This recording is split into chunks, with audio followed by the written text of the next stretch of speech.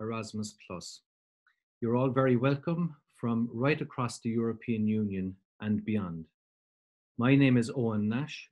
I'm the Manager of Arts and Creative Arts Therapies with Cope Foundation, which is based in Cork in Ireland. And I'm also the Chair of the Interest Group of Arts and Culture for the EASPD, which is a European-wide umbrella organisation for organisations supporting people with disabilities. Today, we're going to share with you the results of the ISA Field Aperture Erasmus Plus project. The project has been going on for 3 years now and is focused on Article 8 and Article 30 of the UN Convention on the Rights of Persons with Disabilities. In total, there are 6 partners: LADAPT, Cope Foundation, EASPD, Horizon 2000, Hand in Hand, and NASO. And you'll be hearing from each of those organizations as we go through today. Just some technical information before we begin for our delegates today. For interpretation, this will be available to you, and you in French or English by clicking on the world icon on the bottom of your screen. There's also live subtitles in English, which can be activated in the CC captioning option, again at the end of your screen. French Sign Language is available, and the interpreter will be available throughout on your screen. For the audience members and participants today, we cannot see you or hear you, but you will be able to hear and see all of the speakers, obviously, throughout. If you do wish to chat with people or converse with people, there is a chat option or converse option as well at the bottom of your screen, which you can click on to write messages and chat. As well as that, we will be collecting questions and answers throughout today's webinar, and we will address these at the end of the webinar. And you will see also at the bottom of your screen, there's a Q&R or a Q&A icon, which you can click, and we will collect your questions throughout the webinar today. So before we move to our first speaker today, I just want to put some bit of context on this project. In 2014, the EASPD Interest Group on Arts and Culture was formed. And as part of their remit, they wanted to address a number of the gaps that existed in the arts and cultural sector and disability sector around disabled artists, arts work supported and by and with people with disabilities. So this interest group was set up to try and address those. And as part of that, one of the key things that was set up was kind of applying for different projects. And Erasmus Plus became a great opportunity for the group and us to be able to address some of those gaps. So in 2017, 2 projects were applied for by that group, one of which ISA today, we will tell you all about, and another one, Creative Inclusion in Adult Education. And we were delighted to see that both of those applications were successful in addressing the gaps, and we thank Erasmus Plus for those that opportunity to work and address those gaps over the last number of years. Finally, it must be noted that within the arts and culture sector, there is a view that art work and the arts and disability sector is marginalized within arts and culture, particularly around policy, at a policy level. But equally, within the disability sector, arts and culture aren't respected and are not supported like other areas within that disability sector. And our interest group feels that arts and culture and in and around the area of disability often falls between two stools, not being fully supported by either the arts and culture sector or the disability sector. And it is hoped that projects like this will move that forward and create the type of change that is required, and have the appropriate recognition for the work of disabled artists and inclusive practice. So thank you very much for hearing me out on that introduction.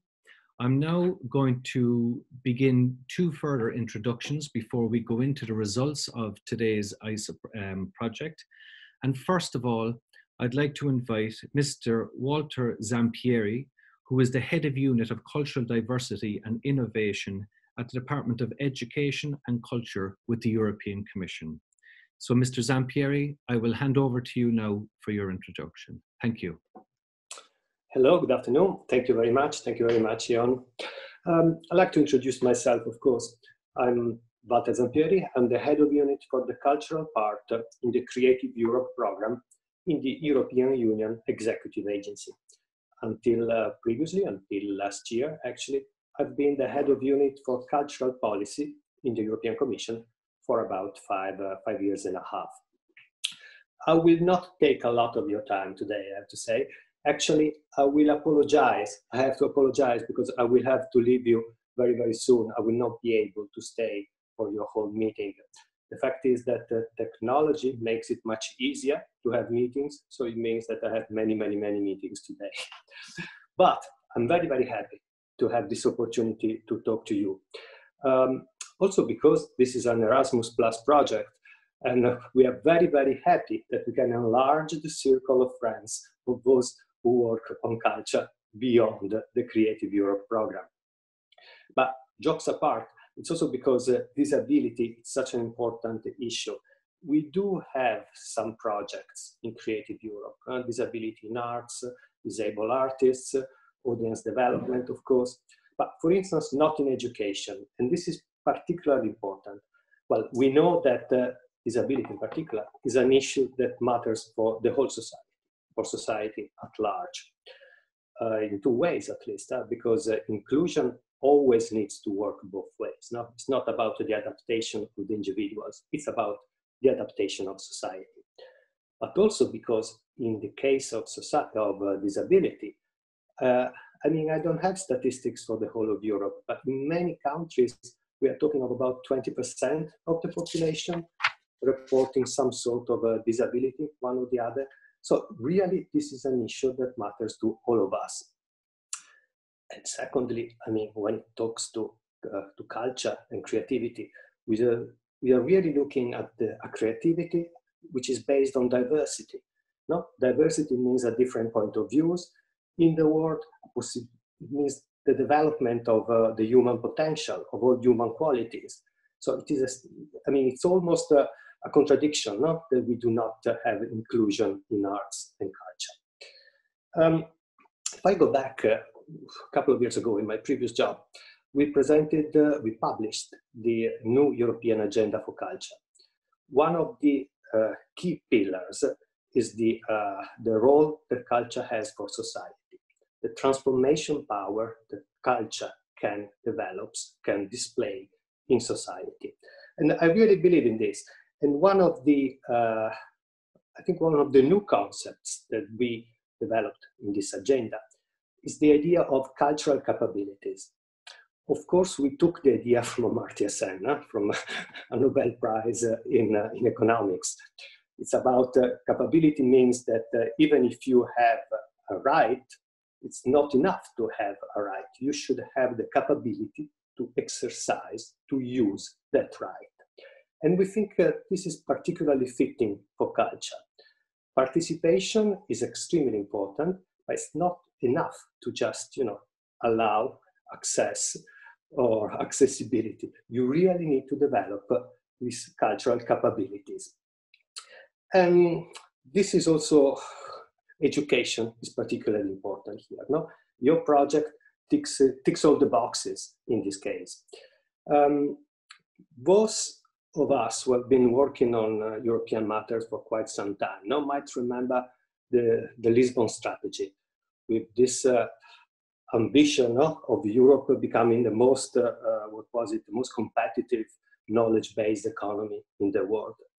What we would like to do actually with our job, our very, very far goal, is for Europe to become the most progressive culture-based society in the world. And I think that the contribution that you're doing for arts, disability, and education is really, really important. So I would really like to be informed about in your project, the final results, and let's see if we can also establish some links, between what you're doing, what you've been doing, what you've done now, and what we're also doing with Creative Europe. So thank you very much. Again, I regret not being able to stay longer with you, and I'm sure you will have a very, very interesting afternoon ahead of you. Thank you very much. Thank you very much, Mr. Zampieri, for your time. Great, you've turned on my video. Thank you very much. So thank you very much for your time, and we appreciate you coming. And you can be sure that we will absolutely endeavour to make those links with you going forward.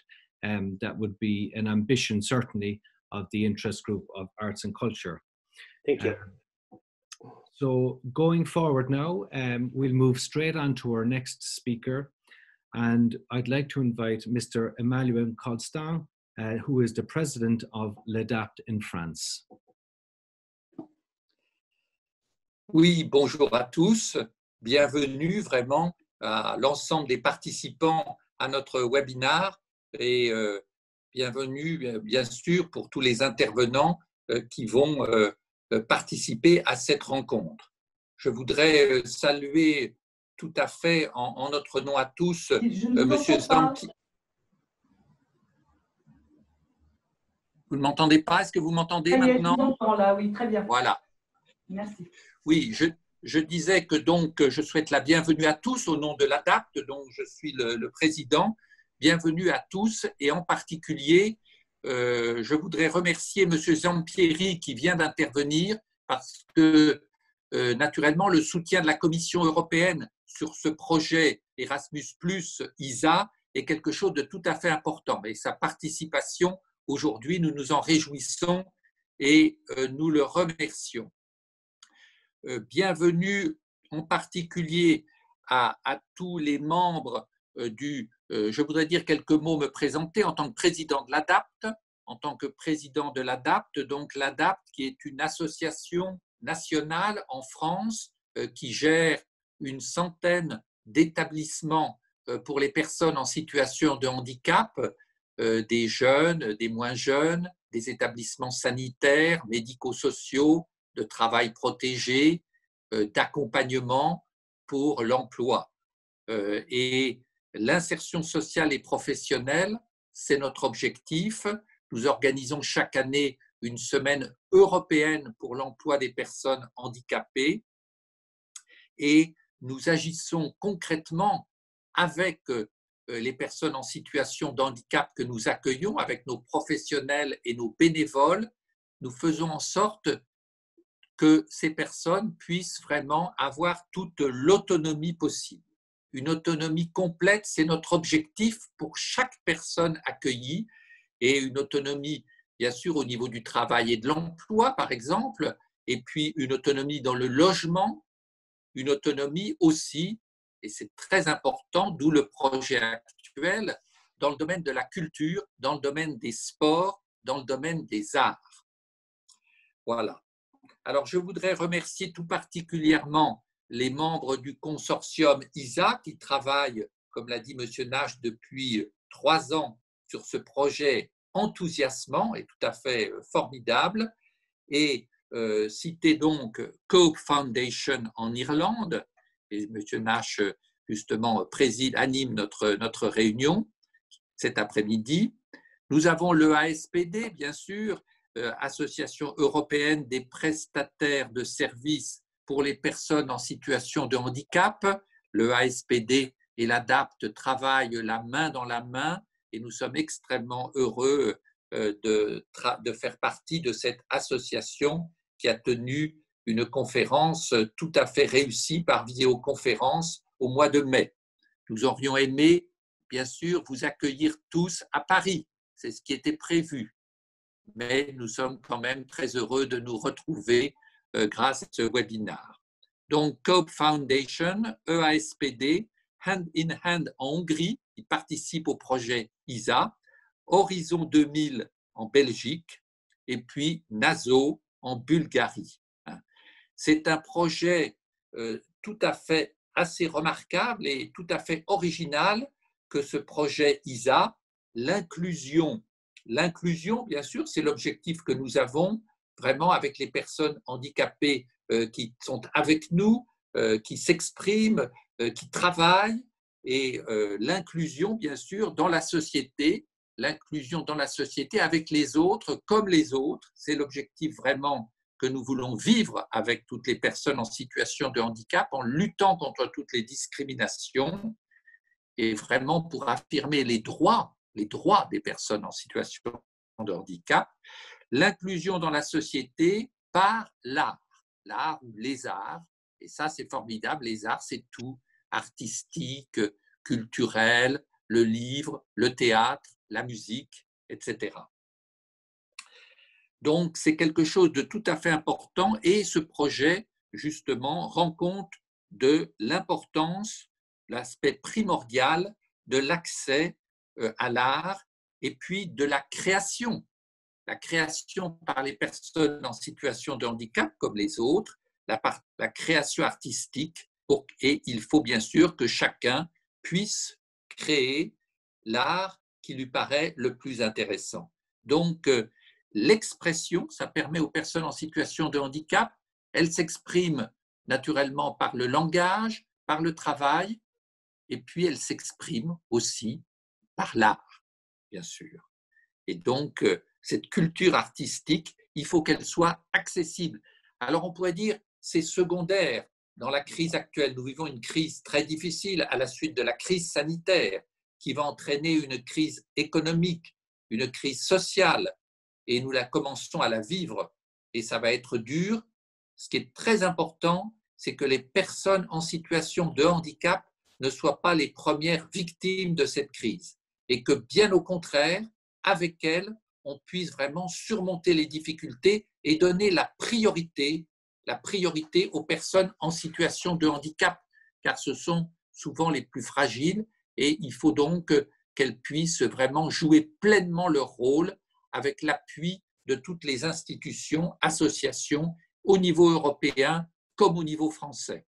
La secrétaire d'État Sophie Cluzel nous appuie LADAPT et toutes les associations partenaires, notamment lors des semaines pour l'emploi, la semaine européenne pour l'emploi des personnes handicapées, chaque mois de novembre, la 3e semaine de novembre, mais c'est toute l'année, bien entendu, que nous avons besoin d'agir.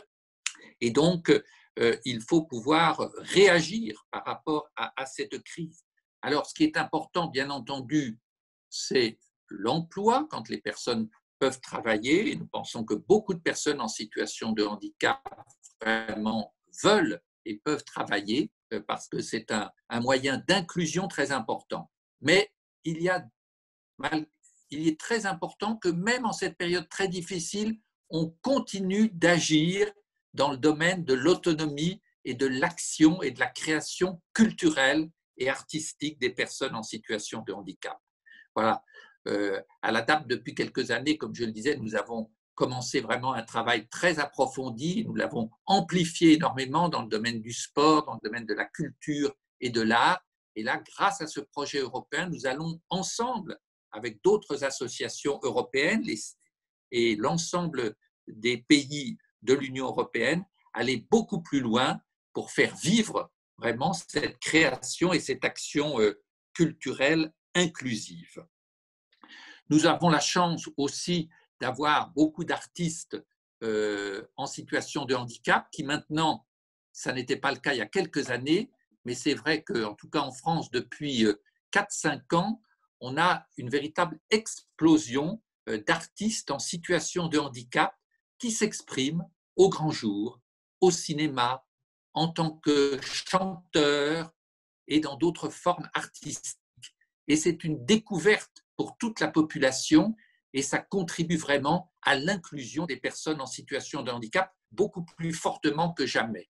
Et c'est pour ça que le projet ISA est vraiment extrêmement important et qu'on va pouvoir développer les choses et accueillir l'expression de ces artistes, de ces acteurs culturels en situation de handicap qui ont réussi, souvent grâce à une énergie, mais surtout grâce à un talent formidable, leur talent culturel et artistique.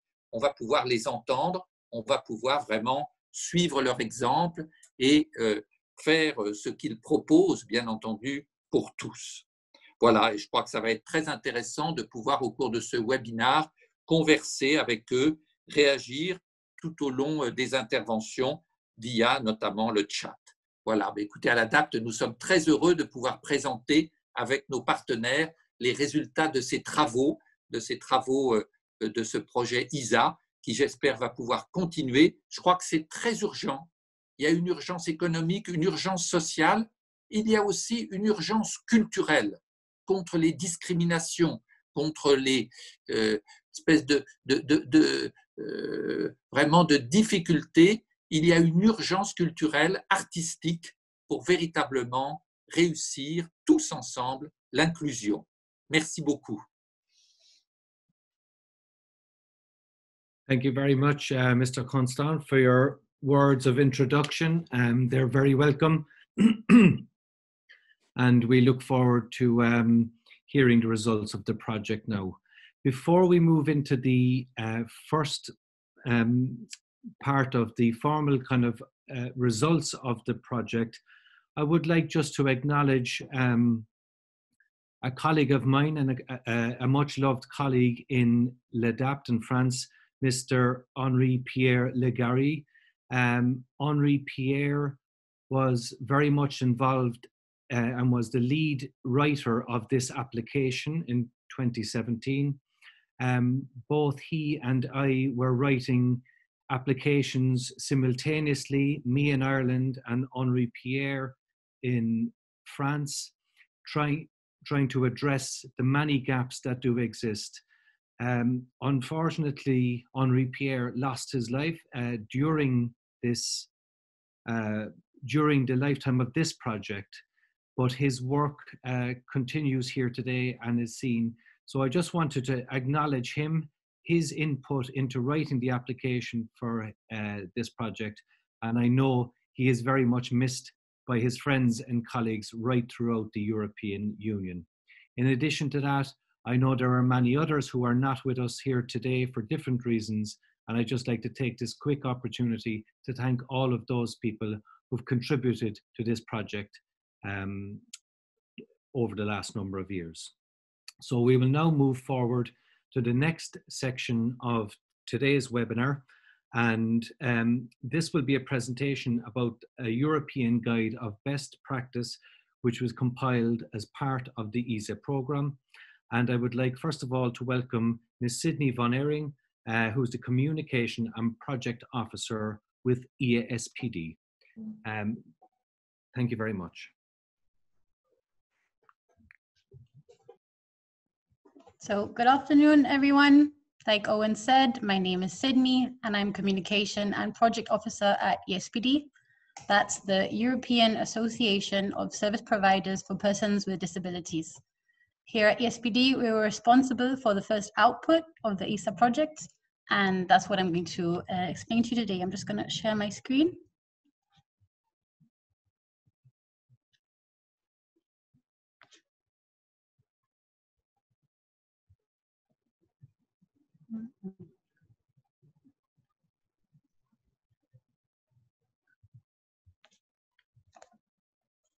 Okay.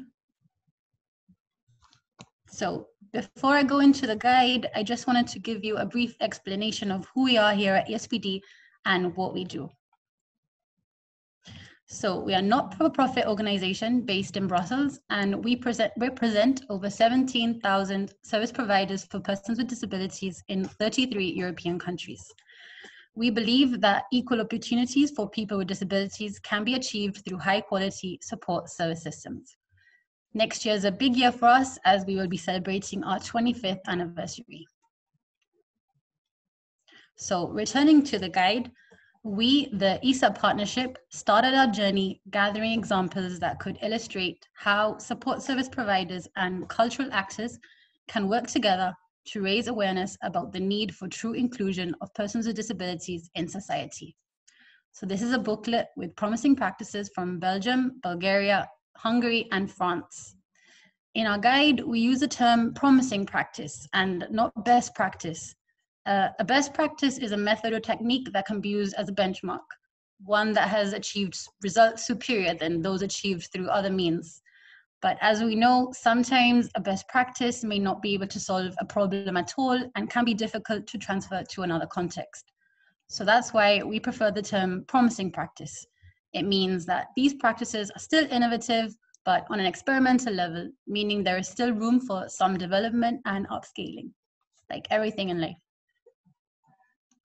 So to be eligible for selection, practices had to be implemented now or currently taking place, and they had to be in the area of inclusion of persons with disabilities through arts or arts education. And most importantly, they had to be aligned with the United Nations Convention on the Rights of Persons with Disabilities, also known as the UN CRPD, especially with Articles 4, 8, 24, and 30. So we launched our call for practices in February 2018, and soon we received 28 great candidates from the partnership countries. It was really tough, but we needed to narrow the selection down. And our expert jury finally selected 16 practices to put in our guide. We then separated them into 3 categories. So we have the practices that have to do with theatre, festivals and film, and visual arts. So what all the practices included in the guide have in common is that they contribute to make persons with disabilities more visible, and the fact that they change they're working to change the negative attitudes in society towards them. So all of us reading through these inspiring practices, it helps us come up with some conclusions that we give at the end of this booklet. It's a set of 9 recommendations. And these are, 1, to put learners with disabilities at the center when designing adequate learning and training activities. To include persons with disabilities in every step of the artistic production.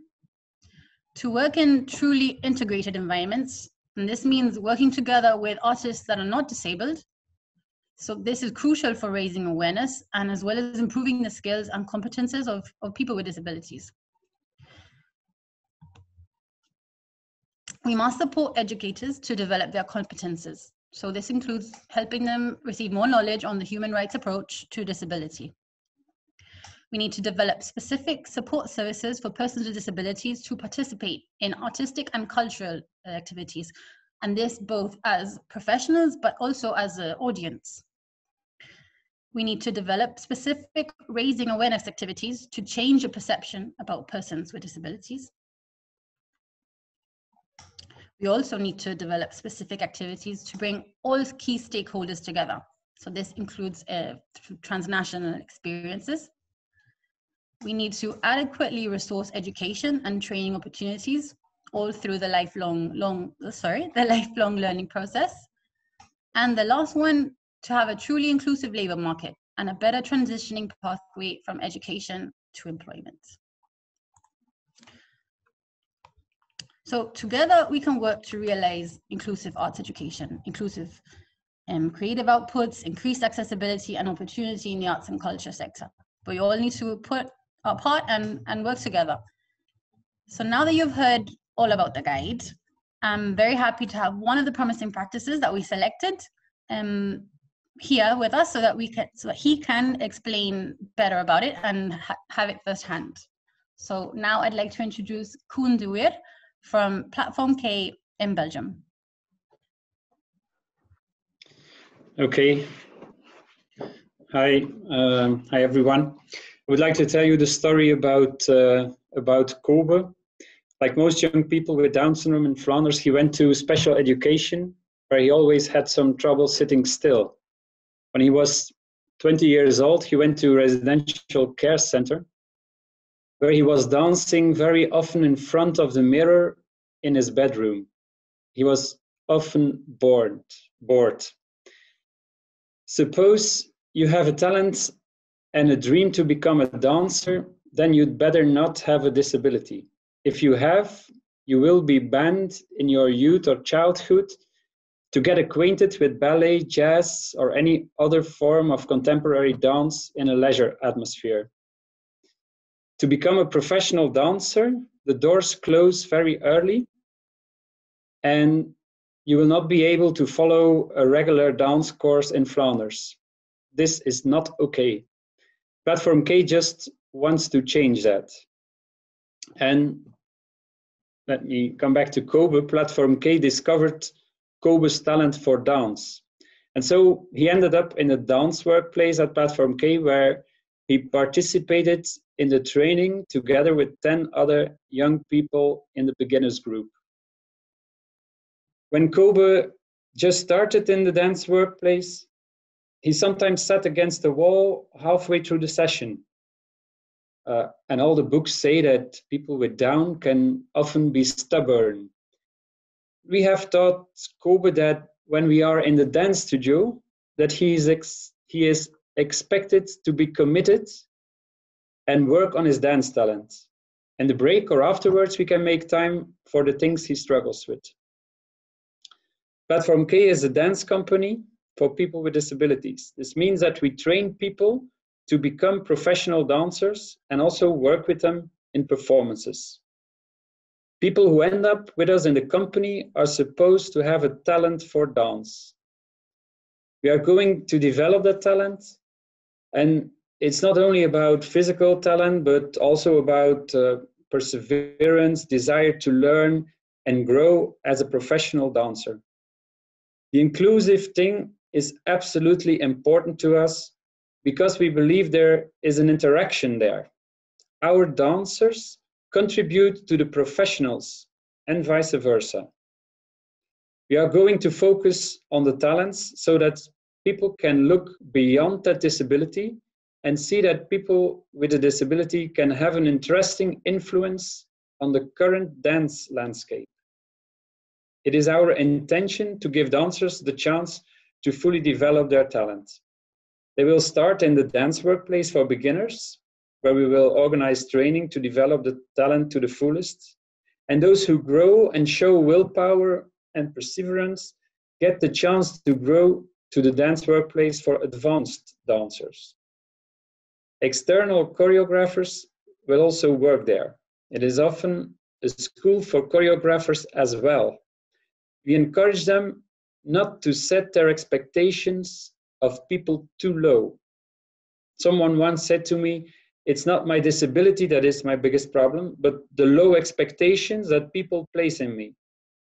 We encourage choreographers to let the dancers grow and learn from feedback. If the choreographer becomes really interested in our dancers and believes in their possibilities, sometimes a residency is organized. The choreographer will then work intensively with 2 or 3 dancers for a longer period of time. Within the residencies, Platform K wants to offer possibilities to dancers to develop their own artistic individuality and performance competences. Intensive rehearsal, timing, spacing, connecting with the audience. And in addition, residences offer makers a space for experimenting with our dancers. The residencies create time for both the choreographer and the dancers to carry out artistically challenging research without any performance pressure, in search of the possibilities of dance as a discipline. Sometimes a production grows out of such a residence. The choreographer then selects 1 or more dancers from the residency to work on a performance, together with other professional dancers. As you can see, the dancers at Platform K are challenged to take several steps to the professional level. It also means that not everyone gets the chance to progress to that next level. But meanwhile, Kobe he travels around in Europe as one of the company's dancers. We ourselves are amazed by the possibilities and the strengths of Kobe and the other dancers. You see that if you are in your talent, you can move mountains. If you can do what you are good at and are appreciated as a person, then you can bring something to this world. We investigate how dancers with disabilities can have a fundamental influence on the world of contemporary dance and what that dance may look in the future. Thank you. Thank you very much, Koen, for that inspiring work there. And I know if anybody wants to check out Platform K, they can certainly go online and check out all of the details and see videos and examples of their great work. And again, thank you to Sydney for bringing us through the Promising Practice Guide. And certainly there are many other fantastic examples of promising practices within that guide, and I would encourage everybody to look at those. We're now going to take a short interlude, and we're going to show a video of Mr. Serge Van Brakel, who is the president of Horizon 2000, but is also a comedian. So I'm going to hand over to our technical team now to load up that video.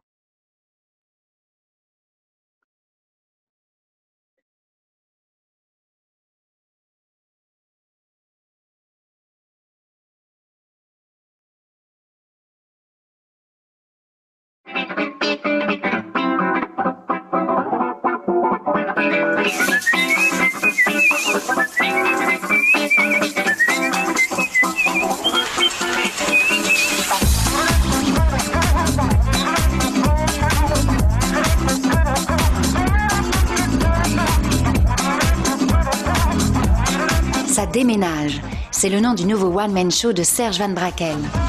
Après le succès retentissant de son premier spectacle qui traitait avec humour de sa relation avec son handicap, il revient sur scène pour raconter l'histoire d'un homme qui se trouve à l'aube de la cinquantaine.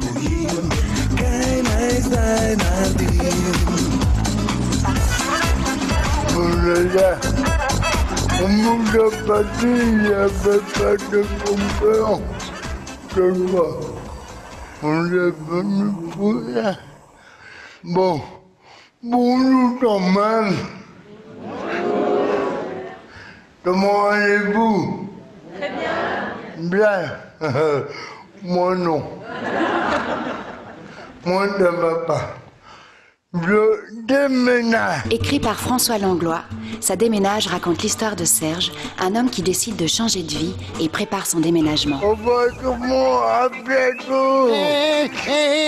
Et moi? Qu'est-ce que tu fais là? Serge, t'as déjà pensé à consulter? Un médecin? Non, un psychologue. D'abord, on dit un psychologue. M'en fous, c'est pareil. Qu'est-ce que tu fais là? Je vais vous hypnotiser. Avant de partir, il fait le bilan de sa vie et partage sa vision du monde. Il tente surtout de comprendre son envie de changement. Stop! Serge, tu vas recommencer ton entrée, hein? Et pourquoi? Ben parce que ça va pas du tout, t'as vu ta tête? Ouais. Je peux faire une critique. Toi, encore. Pourquoi tu ne marches pas droit? Mais je fais ce que je peux. Ben oui, mais on dirait que tu vas tomber, c'est embêtant pour tout le monde, ça. Il faut du punch. Du punch.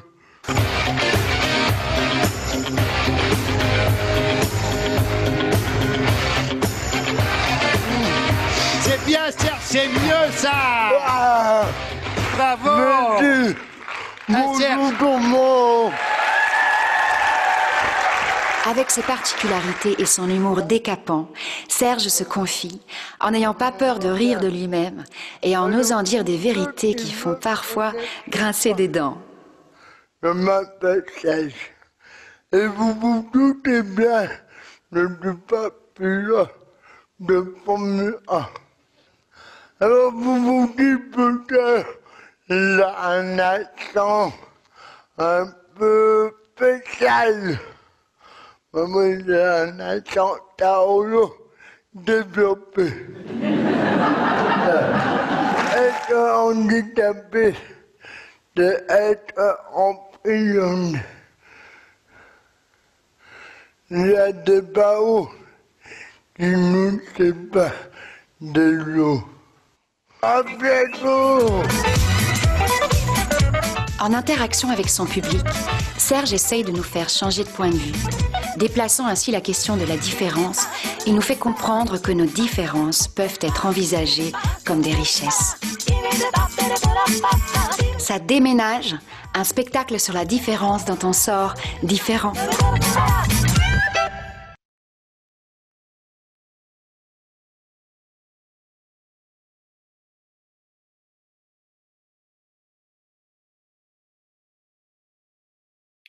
Okay, thank you very much. And if Serge is watching now, thank you for sending in that.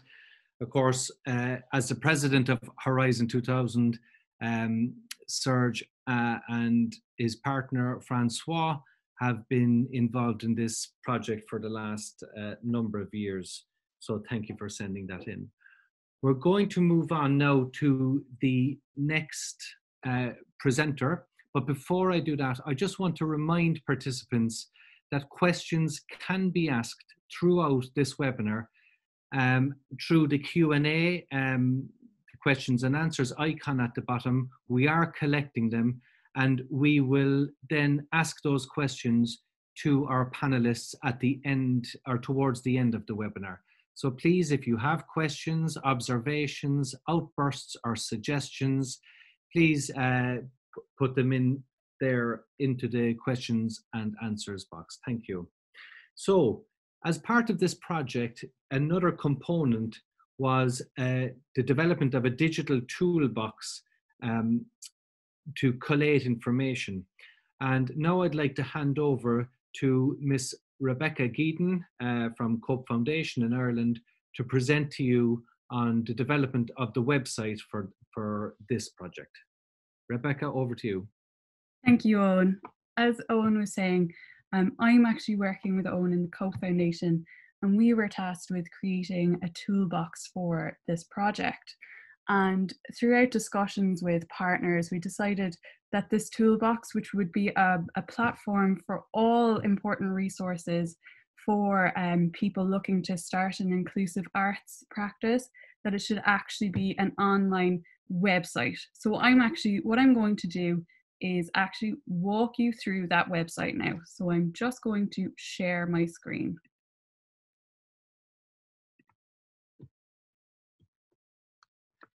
So I hope you can all see that now. So what you'll see is that this is the website, and you can find it at artsinclusion.eu. So here's the homepage. Now, obviously, for a website that has inclusion so much at the heart of it, we had to ensure that the website was as accessible as possible. So I embedded an accessibility tool into the website.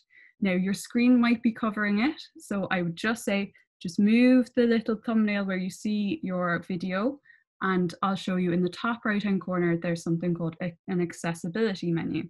Now, this has a lot of features, and these are all to help people with disabilities navigate the page. And I'm just going to show you one of these features. Screen reader enabled. Reading pace normal, 1 of 3. User way accessibility menu closed. We are here to help you learn how to include people of all abilities in your creative programs. Keyboard reading pace, screen reader disabled. So as you can see, that feature helps anyone with visual impairments navigate the page, so that it's very helpful. There's a whole host of other tools that you can use on there. And I'm just going to show you through the rest of the website. So we've got our About page, which is obviously just about everything that we do, and a little bit about all of our partners here. And then at the bottom of the page, you'll notice that there's an actual translation tool as well.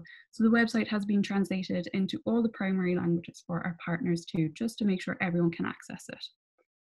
Now, I'm going to have to do this quickly as I don't have so much time.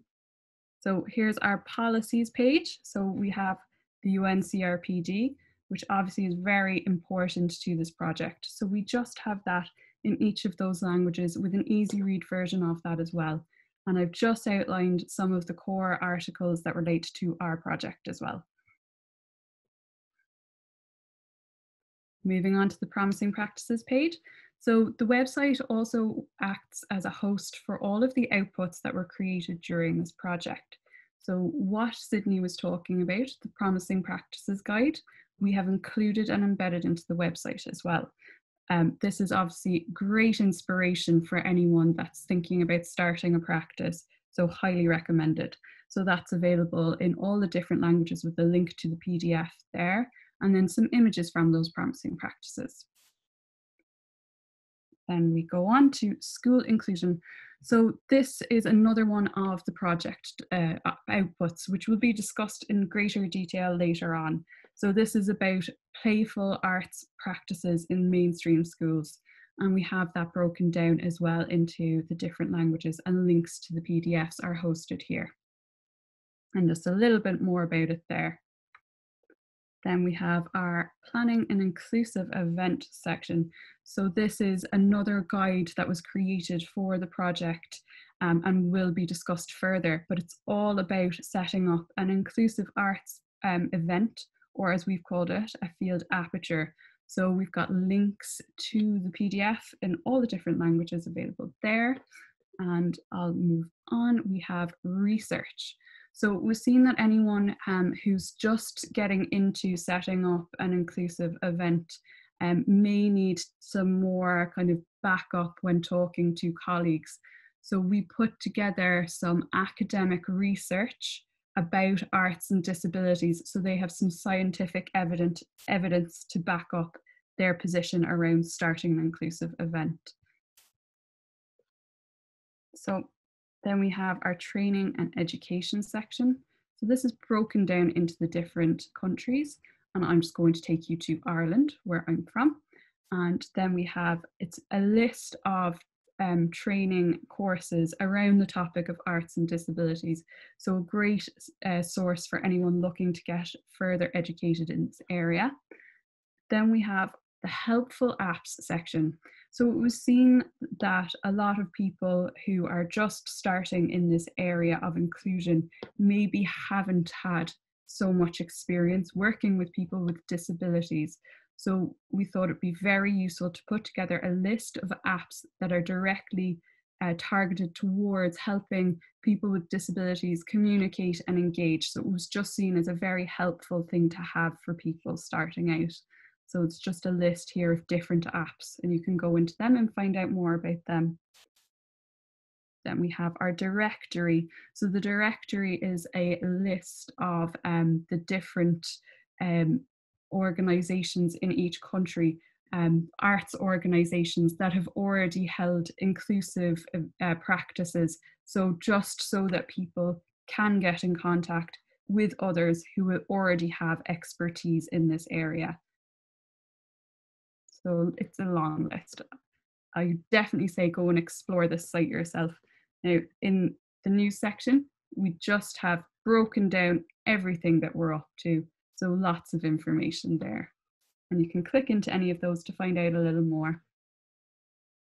And then we have our accessibility statement. So that's just basically detailing our commitment to making this website as accessible as possible.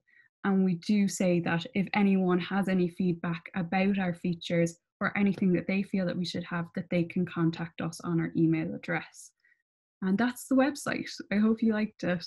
And I definitely recommend going and checking that out yourself. So that's artsinclusion.eu. And now I'm going to hand you over to Dalibor Kavaz, who's going to talk to you about his experience using the website. Thank you.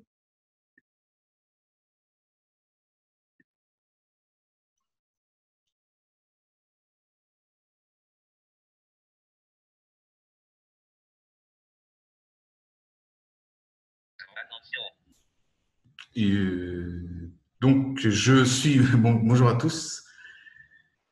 Je suis Dalibor Kavaz.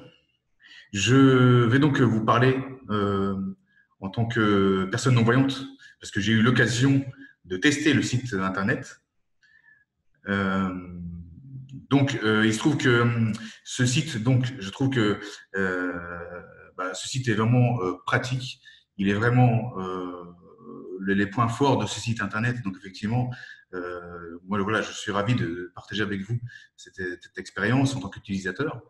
Donc, les points forts que j'ai reliés, c'est qu'effectivement, il y a des outils accessibles au niveau des outils, comme le guide de procédure, les guides de méthodologie, et en tout cas, ce qui permet aux cibles identifiées qu'on souhaite viser, c'est les formateurs, les enseignants et aussi donc, les étudiants en situation de handicap, qui leur permettent de donc, pouvoir accéder de manière pratique sur le site. J'ai constaté aussi au niveau de la sélection des applications, car ces dernières je trouve que c'est intéressant de lister des applications accessibles aux différentes personnes en tant que non-voyantes, malvoyantes, et concernant les différentes thématiques, comme justement en lien avec les étudiants, les enseignants, les formateurs, pour leur permettre de bien pouvoir étudier donc, de manière fluide dans l'art et la culture. Et aussi, ce que j'ai noté aussi, donc, le guide des procédures. Donc, concernant le guide des procédures, eh bien, en fait, ce qui est important en tant que structure, en tant qu'institution ou en tant que organisateur de spectacle, tout simplement, eh c'est de trouver le format type, d'avoir un format type d'accessibilité, d'identifier des financeurs, d'identifier, de repérer les lieux, c'est très important, de repérer sous quel type de format on va utiliser et de quelle manière rendre accessible au public ou aux participants le contenu et le spectacle. C'est vraiment, je conseille vraiment cette méthodologie aux différentes structures associatives, dans tout ce qui est dans les arts, dans la culture, les différentes salles de spectacle. Et donc, concernant le guide pratique, qui est des pratiques prometteuses, bien sûr, je trouve que c'est effectivement très important d'avoir les exemples qui sont apparus au niveau européen, que ce soit en termes au niveau du théâtre et du cinéma. Et donc aussi, je souhaiterais donc saluer effectivement le travail qui est fait par les développeurs et les équipes techniques qui permettent aux personnes non ou malvoyantes d'utiliser soit leur synthèse vocale et leur appareil braille pour leur permettre d'avoir accès avec en plus 4 langues aux différents contenus du site. Et donc, ce qui est important dans tout ça, c'est de permettre l'inclusion. Parce que grâce à l'accessibilité numérique, on pourra inclure un maximum de personnes, de spectateurs ou de personnes qui souhaitent. Et donc, je sais que ça demande de l'investissement, ça demande du coût, du temps, c'est un certain coût. Mais une fois que ce qui est important, c'est de penser l'investissement dès le départ, lorsqu'on conceptualise une pratique. Et ça apparaît, donc vous budgétisez dès le départ l'investissement sur l'accessibilité, et vous pouvez clairement y arriver. Donc, écoutez, je tenais donc justement à inciter tout le monde à aller sur ce site et à vraiment vous emparer de ce site et à le faire vivre, à le partager et à continuer à l'alimenter, puisque c'est vrai qu'il est en cours de construction, mais j'ai vu que dans certains pays, il y avait encore de manque d'informations, mais je sais qu'il sera alimenté régulièrement et je suis en tout cas moi ravi de participer en tant que personne non-voyante à cette expérience et donc à continuer à développer cet outil. Voilà. Je vous remercie.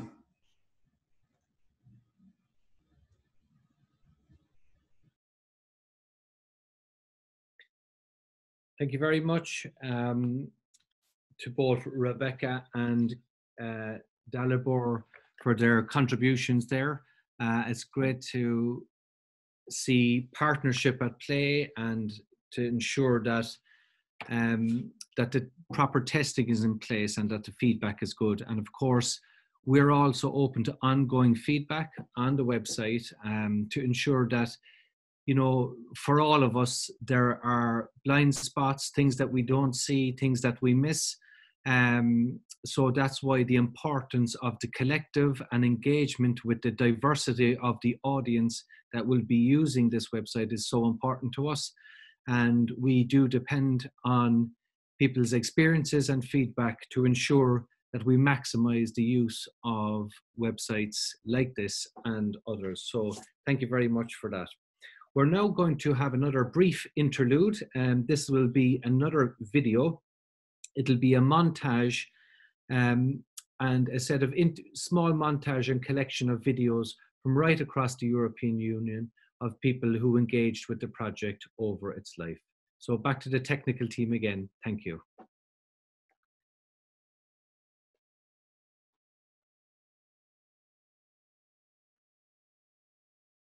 Oh, definitely. I think art is the best thing that ever came on this planet.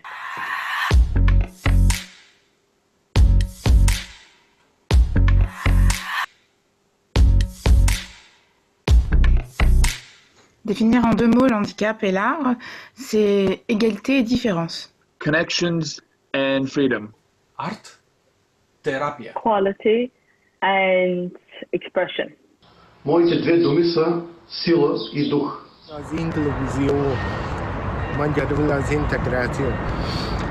C'est s'amuser ensemble. Pour moi, l'accessibilité, eh bien, je la définirais comme la mise en capacité d'atteindre toute œuvre artistique et culturelle dans le respect des contraintes de l'individu. L'accessibilité, c'est quand quelqu'un ne peut pas voir ni toucher, bah, il peut voir et il peut toucher. Accessibility for those who are looking down the creative route, be it in, and I feel like with this certain program will give them the right, give them the freedom to actually go down the path and look more into their creative mindset and of course to connect with others. Ne pas dire à une personne handicapée non, tu ne peux pas parce que tu es handicapé. L'accessibilité, c'est la possibilité de pouvoir avoir accès à des lieux ou à des activités voilà, sans difficulté. Pour moi, l'accessibilité, c'est d'abord l'ouverture d'esprit. Tout devient accessible quand on a décidé que ça le devenait.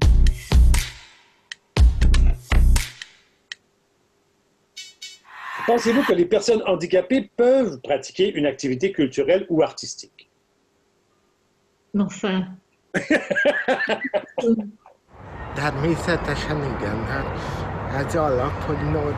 course, definitely. Dans personne handicapée, il y a avant tout personne. Et qui dit personne dit individu. Et dit individu dit droit d'exister à travers l'art, à travers le sport, à travers la spiritualité, que sais-je, quoi. Donc, I think it's very important that people with disabilities should know that they have the ability and that they have the right to be able to access culture and to even study it and be involved in it.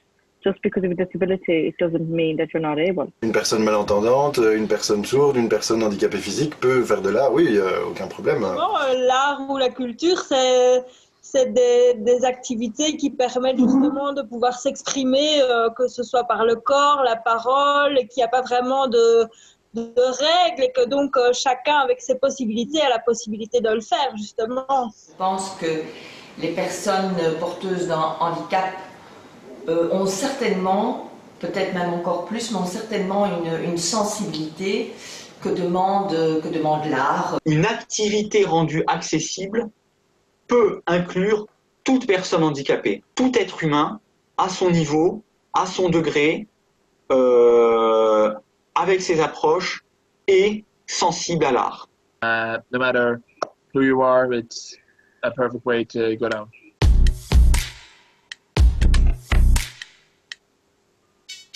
Évidemment que l'art fait partie de ces disciplines qui veulent dire tant et tant de choses. C'est un très très bon vecteur, puisque ça permet une approche et une vision différente des personnes en situation de handicap.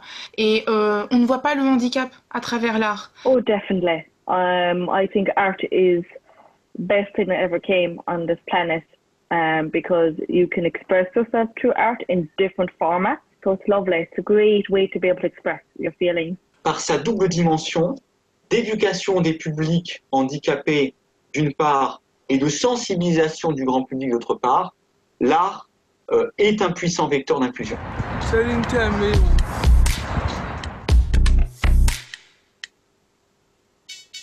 Eh bien, un événement inclusif, culturel, ce serait de pouvoir réunir ces personnes-là, personnes valides et personnes porteuses d'un handicap, dans un même projet artistique. Everyone coming together. It doesn't matter what title you are. To me, I like to see it where all these professional labels are out the window and that we're all just one people and that we all work together in projects. Бих казал, че това е вълнуващо, със силно емоционално напрежение. Всяко културно мероприятие си е строго индивидуално преживяване. Включващо означава участие на хора с увреждания в културни мероприятия, които нямат нищо общо с темата хора с увреждания. Acum megtartod, ki vagy, és hiszel benne, rádöbbennek, hogy ki vagy valójában, és akkor jön az örömködés, a szavak varázsa, a rádöbbenés, hogy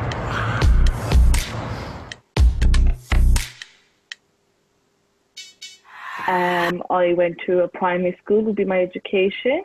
I went to a secondary school, but it was with support. I also went to college because I wanted to get up to a level 6 in animation illustration, and there was disability support. And now I'm involved with Clôture Arts, and I have fantastic support as well with them. Любов, всеотдайност, желание, хъс, нагласа и критика. Без тези характеристики няма как да се включиш и няма как да се образоваш. Има всякакви възможности за технически средства, които да компенсират дадено увреждане. Примерно, зрително увреденият човек има възможност, всякакви възможности да запише лекция, да се докосне до аудиоматериал. C'est pour moi tout simplement pouvoir apprendre les mêmes choses à tous les élèves, qu'importe leur situation de handicap. Ne pas regarder la personne différemment d'une personne ordinaire. Éduquer un enfant avec une ouverture d'esprit, ne présentant pas une personne porteuse de handicap comme quelqu'un de différent. For those who want to go down the route of education, if they have the passion for it, if they're determined for it, then yes, I personally believe that going down the route of education is right for them, as long as they get, the proper support, be it from disability supporters, be it from teachers, even be it from friends and family. L'éducation, parce que c'est vrai que c'est le berceau de l'inclusion. C'est-à-dire que si on pouvait avoir des classes inclusives dès la maternelle, définitivement, arriver à l'âge adulte, l'inclusion, ce serait plus que un jeu d'enfant.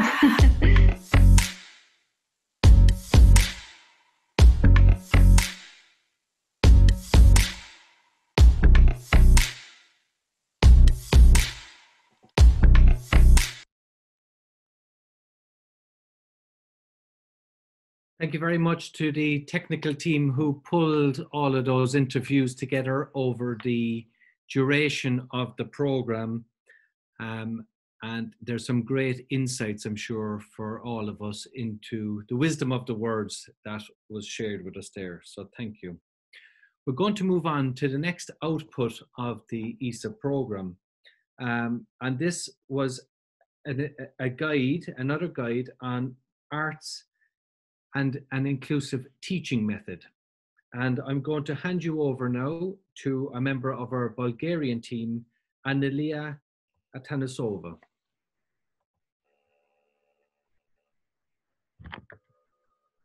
Yep, hello.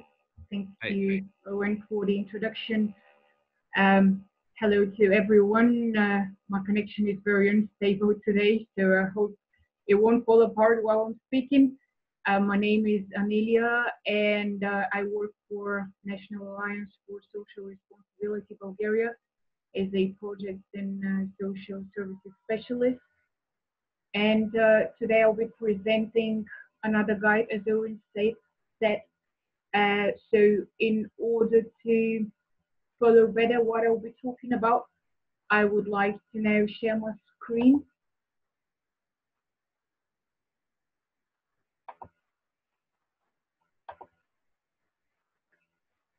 So here you see the cover page of the guide on playful activities aimed at the integration of children with disabilities in mainstream educational settings. Basically, the paper was compiled by me. However, of course, our project partners have contributed by sending promising practices from their countries implemented in mainstream kindergartens and schools.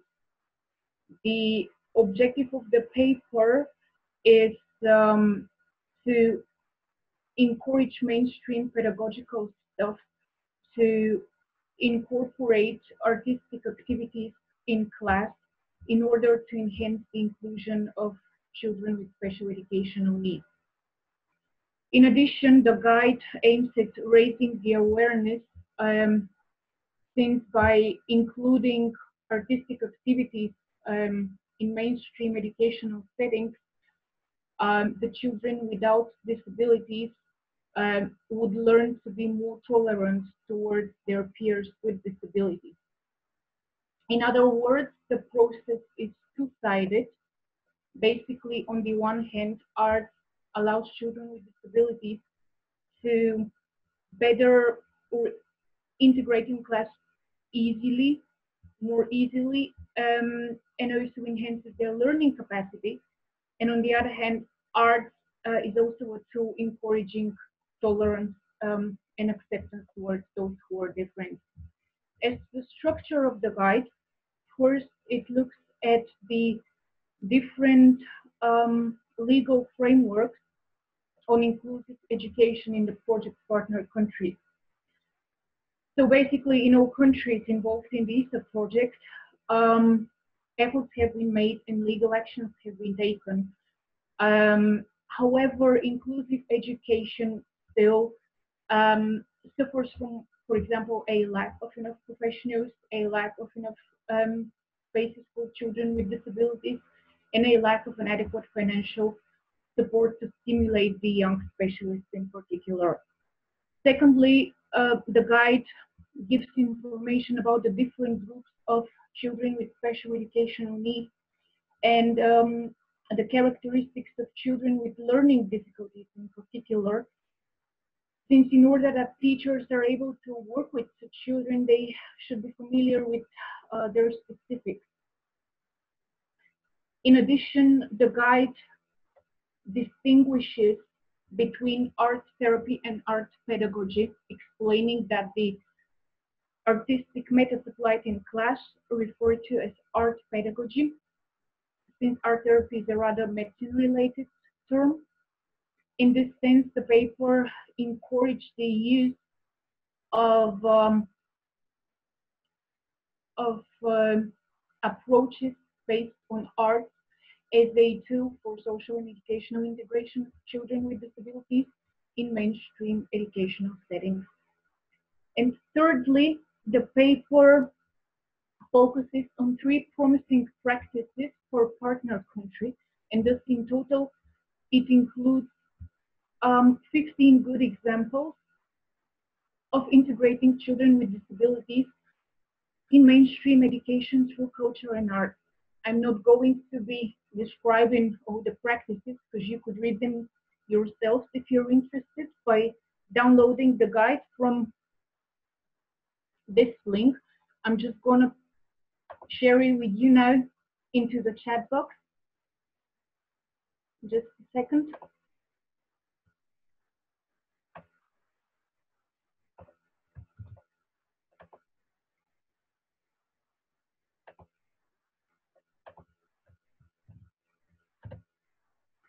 Okay, so through this link, you can find the guide available not only in English, but also in French, in Bulgarian, and in Hungarian language.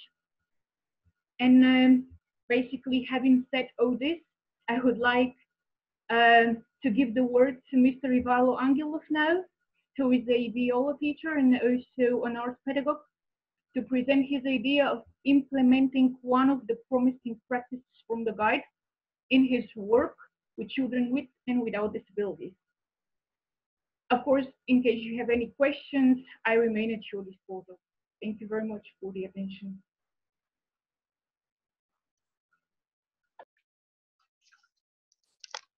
So, welcome everybody.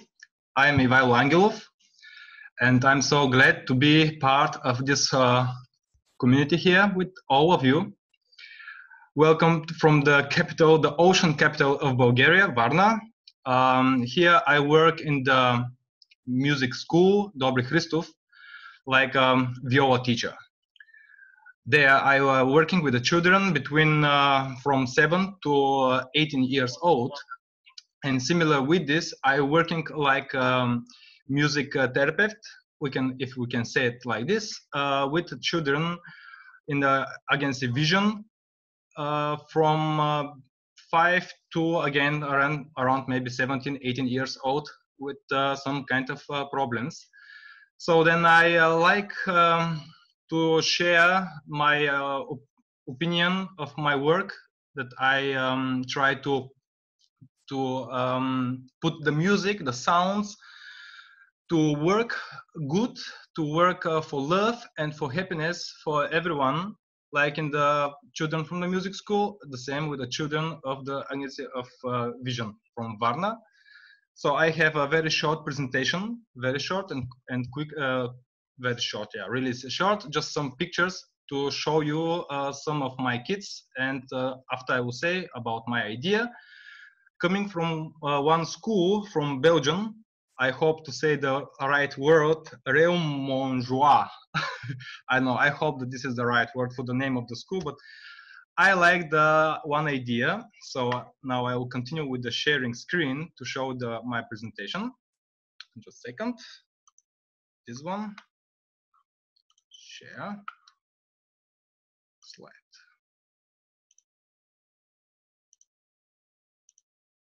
Yeah.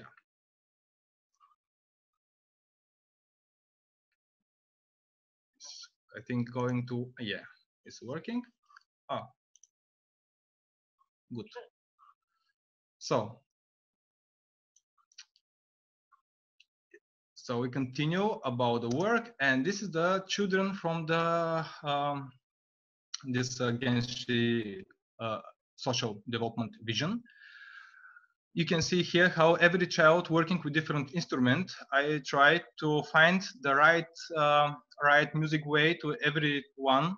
Of course, each of them is individual kind of teaching, and have attention to everyone, how can be reacted of any kind of different style of music. We can say some classical, country, or jazz, or some pop, depend of the child, of course, and he's interested. So I collect ideas from them and try to create them fantasy and parts to create some music together. If of course this everything to work, and they become very good for this and happy. So next pick is with some another kind of children. You can see now have a keyboard and singing, also playing with mandolin, what instrument I very enjoy and like.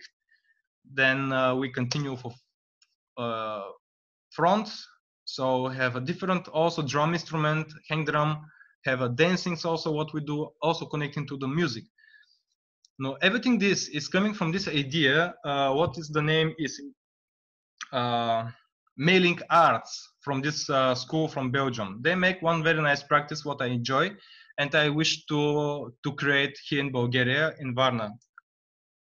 I believe that I can be this bridge between the music school and Agency for Social Development Vision with the children. So my idea is to integrate the children with problems with another children. What is their professional working with the music, And this mailing art project, what I was very impressed, we can change like a music mailing from us, and this is to make a mails letters. Actually, we will work with paper with letters, and in the letter we'll write the link.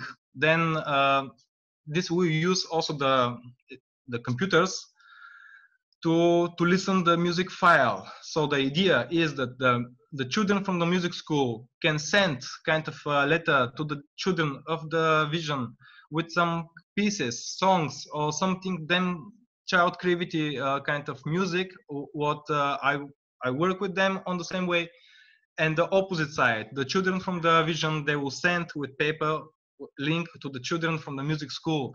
So have second, third step, what we can meet them. They can find out the person who they have the letter and give it before, and after they can create something together. And this everything, the fourth step, the last step, how it also was the last project, is also being a guest. So the vision children, they will go guesting in the music school and see how is there and how the children they work and create music, and the opposite side. So the children from vision, they will come back, the children from the music school come back to the vision center, and they will see how the children from the vision center, they are working with kind of instruments, how they're in them home. And this is the practice what I like to do. Of course, you know, everybody from you that this pandemic reacts to everywhere of the world. So this catch, of course, our ideas and our times, but I think we will survive to finish this line, and we are working already on the way. So this is from me, and can say, yeah, this is part of the kids of the music school, and this is the end of my presentation. Thank you for. So I just need to going how to leave it. Thank you very much to Analia and Ivoya for your presentations. And I suppose it's so important for us to bring that concept of inclusion at the earliest stages of life. And it's lovely to see that our Bulgarian partners are using the document and using the project at this early stage. And one of those promising practices to see them being spread and shared right across the European Union, which of course, again, we'd like to thank Erasmus Plus and projects or initiatives like Creative Europe that support us to do this at a European level. Otherwise, many of us might stay in silos and not know of the many other projects that are out there amongst our European partners. So it's so important that we engage at this European level. We're going to have another short interlude now, and this will be a video by Mrs. Anna Radoslavova. I'll hand over to the technical team again.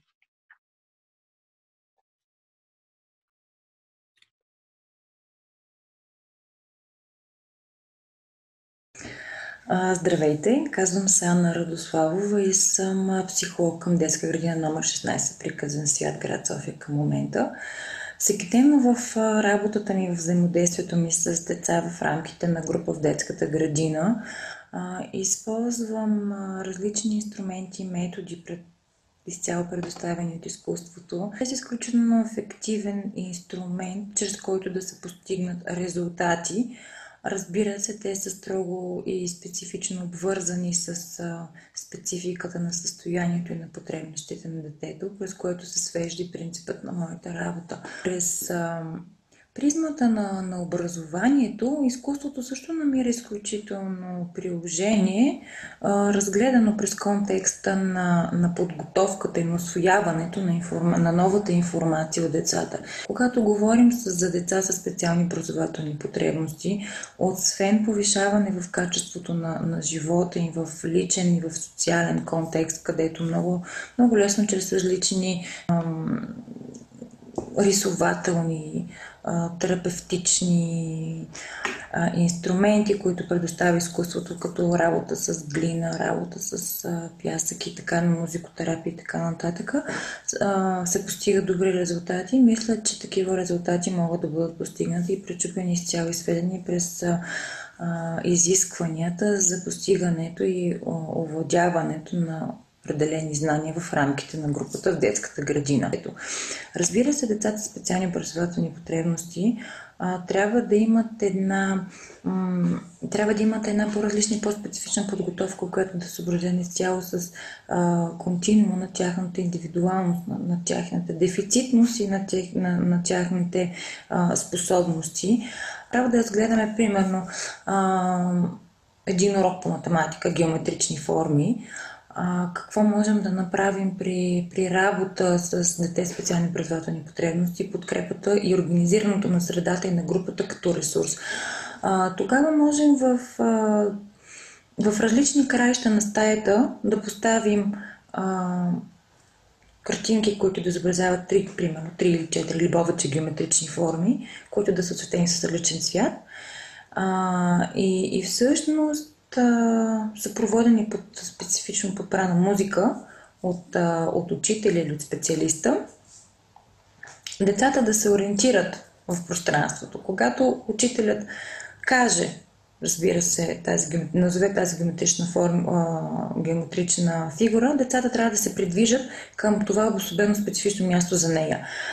По този начин детето успява да координира не само мисълта си, да координира движението си, но се чувства въвлечен и в групата. И по този начин групата сама предполага и намаля тази граница, т.е. постига се на по-високо ниво на приемственост. В индивидуален контекст, разбира се, има изключително голямо изобилие от всякакви художествени инструменти, които могат да бъдат използвани в работата с деца с специални образователни потребности, но също така работата с глина, ако отново трябва да разгледаме на образователно направление математика и в специфичност урок в геометрични фигури, кръг, триъгълник, квадрат, дете, което няма по-тежки двигателни увреждания на финната моторика, би могло да изработи със сърдеци тези геометрични форми, като разбира се под инструкциите и под напътствието и направлението на специалиста. Те могат да бъдат отцветени, могат да бъдат модифицирани по по-специфичен начин, така че детето да може през пръстите да контролира ситуацията. Това само по себе си повишава самочувствието, повишава самооценката на детето, инвестира нови компетентности и подобрява усещането за принос, което е изключително съществено и което е изключително важно според мен за децата в предучилищна възраст. Това, че аз мога.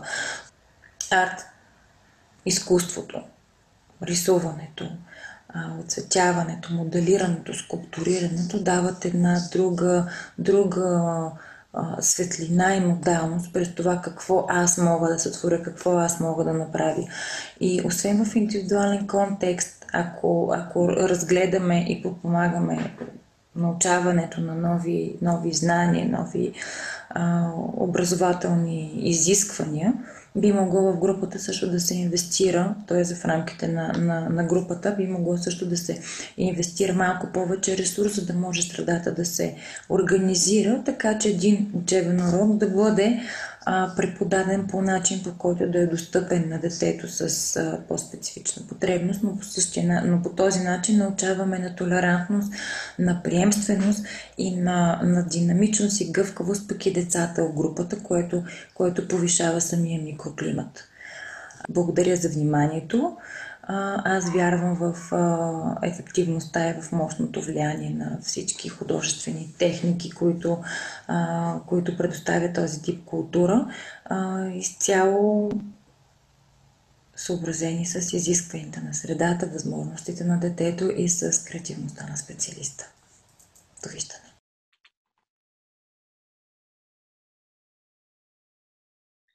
Thank you, Anna, and thank you to all of our presenters from Bulgaria.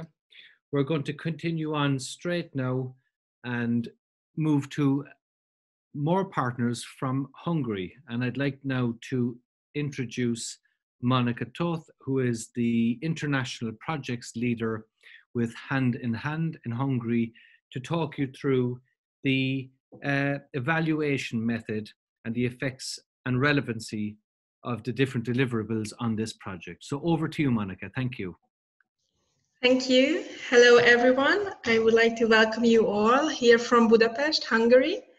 And as one said, I'm working at Hand in Hand Foundation. And I also would like to share my screen and show you a presentation. Hope you can all see now. Yes. So this is intellectual output 4, but I will talk now. The aims of the output was to measuring the impact and effectiveness of the initiatives were conducted during the project. So the previous outputs you could hear about already were evaluated with different methods by stakeholders and service providers. And we conducted the evaluation in 3 phases. I will present you now it shortly. So in this guide of IO4, you will find 3 chapters. First is a overall general knowledge on people with disabilities and their participation in cultural life. The second chapter is about how we could raise awareness through field aperture events like this one. And the third one is evaluation of intellectual outputs in discussion groups in each country. In the third chapter, we used 2 types of questionnaires, and because we had 2 target groups, we targeted educational institutions and organizations, and in the second target group, we asked stakeholders about their opinion. And as you can see, the respondents had a very diverse group, and we were very happy to receive feedback and answers from so many different actors. This is how the guide looks like. I just wanted to show you. So I think it's an interesting and nicely designed document, and I hope you will read it later.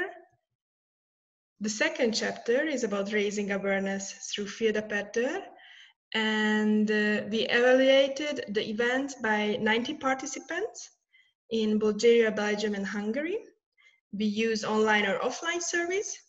And the summaries of the answers you can find in the guide. There are some charts as this one, and I wanted to show you this other chart because I think it's a very positive one. It's a result after the event in Belgium in Charleroi last October. So 93% of the audience members said they would like to see another inclusive artwork after participated at the event. So I think it's a wonderful news. And here you can read in English some positive feedbacks we received. And obviously we were very happy about that. The third chapter, raising awareness through discussion groups, where we distributed the ICE project materials between stakeholders who are not familiar with the topic of disability yet. So we wanted to spread the news, and I think we were quite successful. It was a qualitative method for deeper understanding. And we received some very interesting and meaningful feedbacks as well, as this one you can see here in English. So as a summary, it's about 50 pages long guide, available in 4 languages, in English, French, Bulgarian, and Hungarian. And I think it contains a lot of good impressions and great ideas for further work towards inclusion. And I hope you will all enjoy it. And now I would like to give the floor to Ms. Victoria V, also from Hungary, who will in this short video, what you will see next, share with us her feelings on the discussion groups we organized for the evaluation method. Thank you.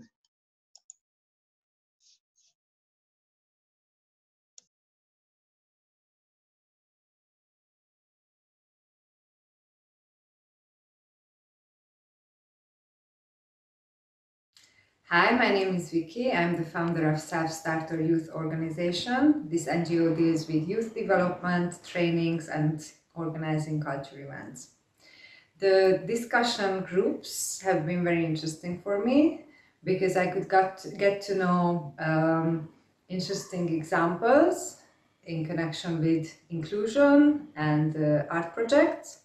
So what I will definitely build on in my future work and workshop organization is that I will showcase some of the best examples, some of the examples that I found useful and diverse for many reasons, and also organizing inclusive events more in the future. The guide in connection with how to do so was extremely useful. I love the checklist at the end, so that is something that will be among my toolkit for organizing such events in the future for sure.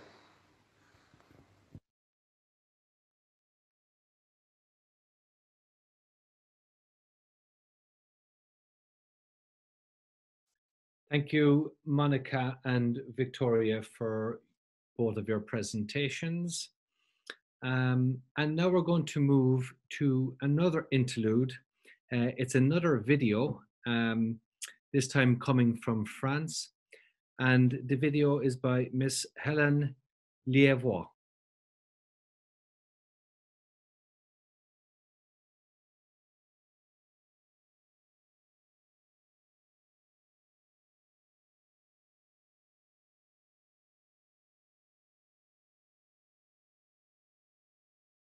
Bonjour, je suis Hélène Liévois, enseignante, musicothérapeute et metteuse en scène. J'ai fondé en 2008 l'association La Clé de Phare pour créer des concerts-spectacles avec des jeunes en situation de handicap et des musiciens classiques.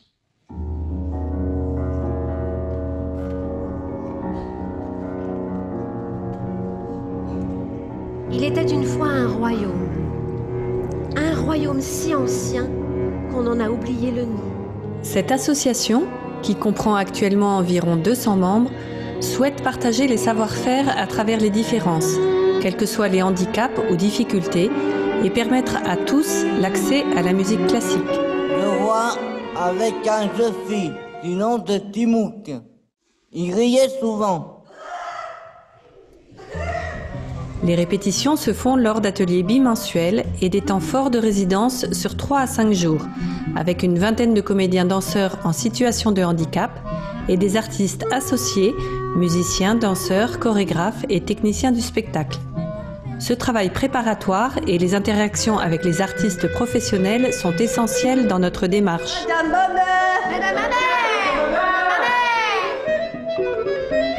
Mais sa mère ne répond pas. Il poursuit vers la bibliothèque, où elle se trouve parfois. La pièce est vide. Il rejoint un couloir, traverse des salles.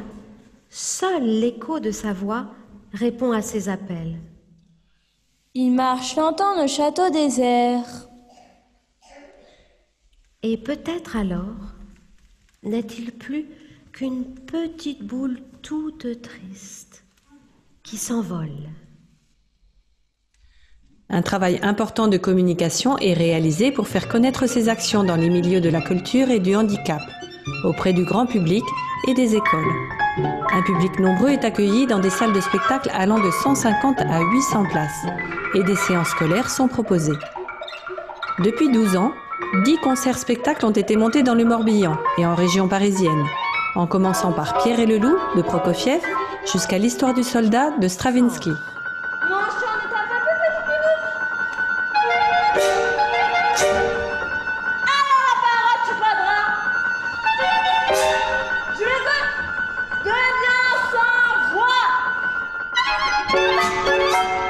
Et le merle s'éloigne jusqu'à l'horizon.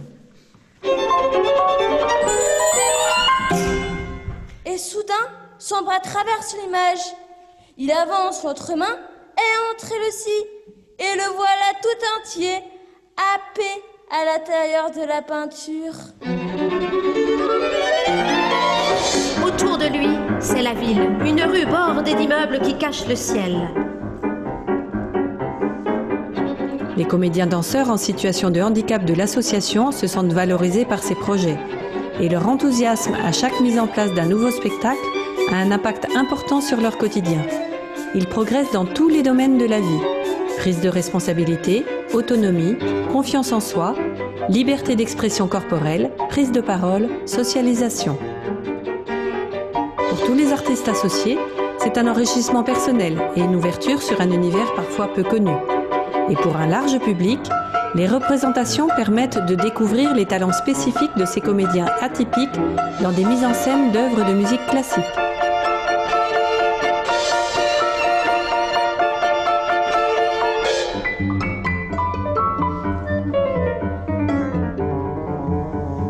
Des gens marchent très vite en regardant par terre. Des engins bizarres passent dans tous les sens. On le bouscule, il tombe, il voudrait crier au secours, mais il n'y arrive pas. Des gens lui parlent. Que fais-tu là, petit?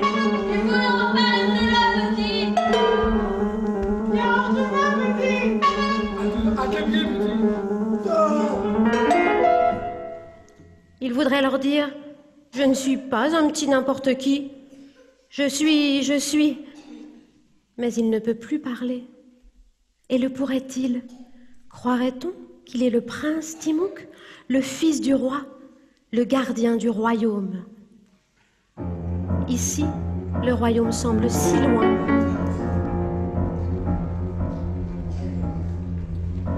Une drôle de machine sur roue, allongée comme un cigare, s'arrête à sa hauteur, ouvre une de ses portes.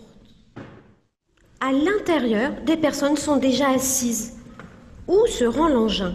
Que font tous ces gens? La porte s'ouvre, se referme, des gens montent, d'autres descendent. Timok se précipite alors pour descendre lui aussi. Qu'y a-t-il de plus triste qu'une balançoire rouillée, abandonnée, poussée par le vent et qui gémit doucement?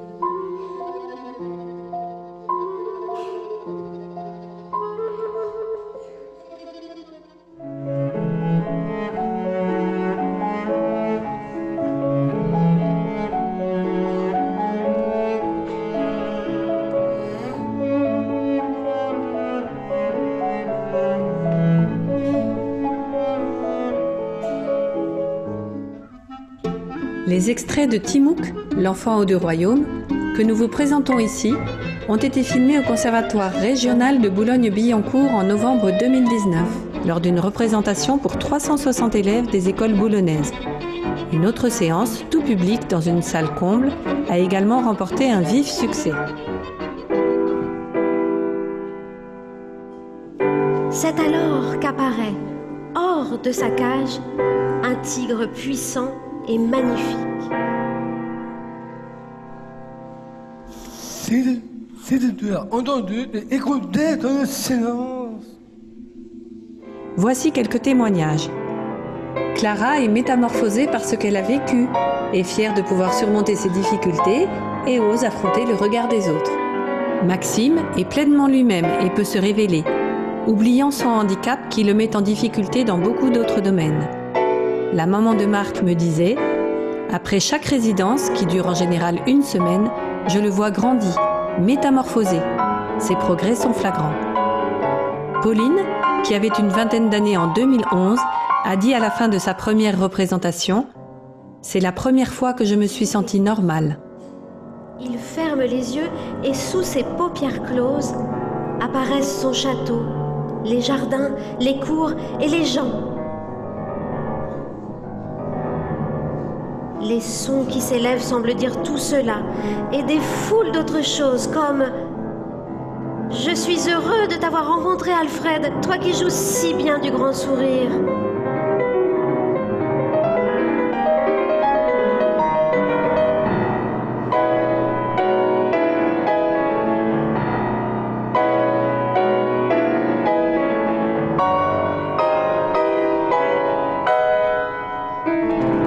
Prononçant ces mots, Timok constate avec ravissement qu'il a retrouvé la parole. Il peut dire « Où es-tu ? Où es-tu » Des cavalcades, des clameurs s'élèvent.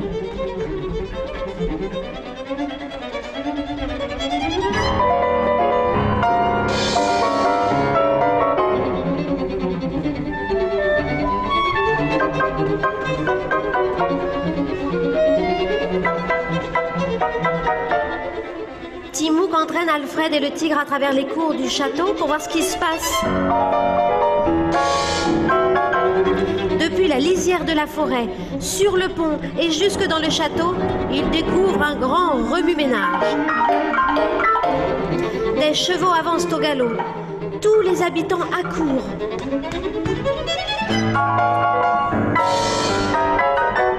Timouk aperçoit sa mère sur le neigement et elle a cri de joie. Regardez, elle est là, et cela, la paix est revenue.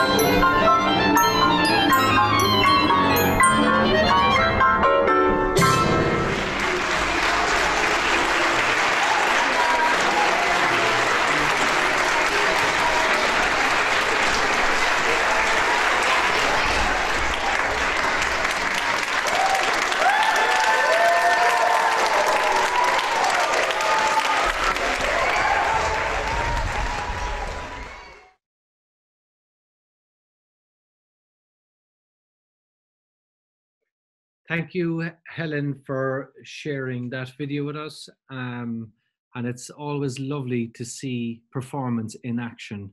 A performance says so many words. So thank you for sharing that. We're beginning to come towards the end of today's program, and I'm going to go straight over now to France, where we'll have a presentation of the Field Aperture Organizational Guide. And I will now pass you over to Elise Yonot.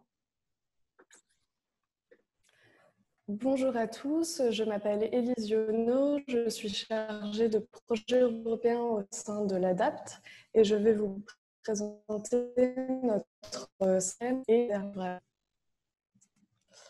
Alors, il s'agit d'un guide d'organisation de son premier événement inclusif, inspiré par les soirées ouverture de champ. Ouverture de champ a été créée en 2014. L'idée était de proposer une soirée de divertissement sur un format inédit, plutôt familial, pour le grand public, mais un public pas nécessairement sensibilisé au handicap.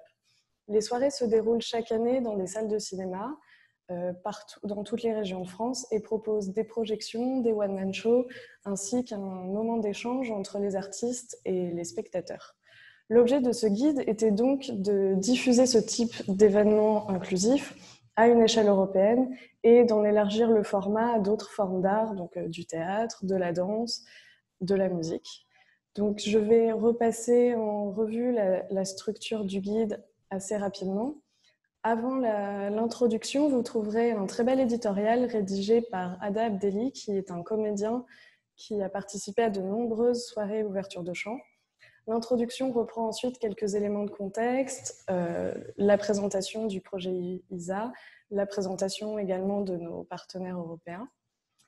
La cible, contrairement aux livrables précédents qui s'adressent davantage à une cible spécifique telle que les enseignants, les artistes, les formateurs artistiques, ici ce livrable s'adresse au grand public, que vous soyez une association, un individu, une entreprise, une collectivité locale.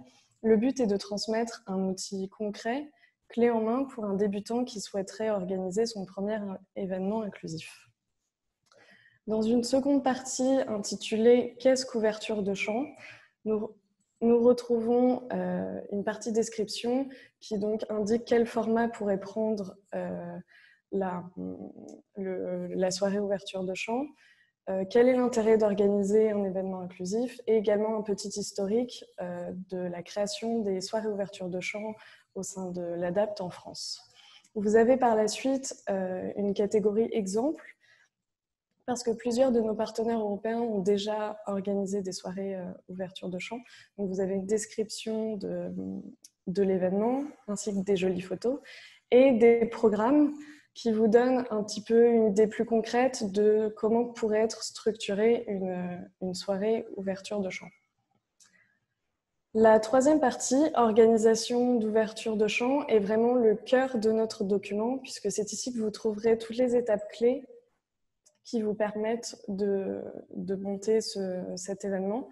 Donc, c'est pour vous guider dans le choix du lieu, les éléments logistiques, notamment en termes d'accessibilité auxquels il faudra prêter attention, mais également comment trouver des financements, comment trouver des partenariats. Vous avez également une partie communication qui indique comment toucher une cible qui ne serait pas encore sensibilisée au handicap. Et ensuite, une partie communication, comment communiquer avant l'événement, le jour J, après l'événement également. Ce guide est un outil qui se voulait concret. Donc, nous avons mis en annexe une checklist qui aidera également les moins patients d'entre vous qui n'auraient pas le temps de tout lire en détail, bien que ce soit passionnant. Mais donc, cette liste reprend les points cités précédemment dans la partie précédente. C'est une liste, on insiste, c'est une liste qui n'est pas du tout exhaustive. Elle a vocation à servir de base, à être alimentée en fonction de votre secteur, de vos ressources, de vos besoins. Vraiment, n'hésitez pas à la développer. Toujours en annexe, il y a également un questionnaire qui vous permet d'avoir un retour sur votre événement, notamment si vous souhaitez en faire une nouvelle édition. Donc, encore une fois, toutes ces astuces et toutes ces étapes ne sont pas exhaustives. C'est aussi à vous de faire vivre ces éléments. Et pour la suite, nous allons procéder au visionnage de témoignages de spectateurs qui sortent de soirées ouverture de champ en France. J'espère que ça vous donnera envie de vous lancer et de créer également votre événement inclusif à vous.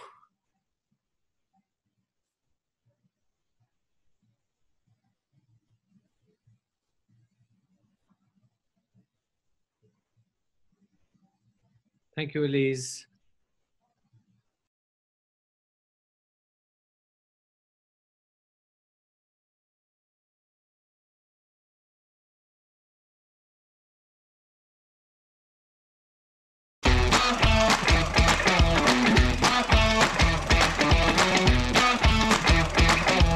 C'est bien de montrer qu'on est comme les autres, qu'on aime rire et qu'on n'a pas peur de rire de nous-mêmes.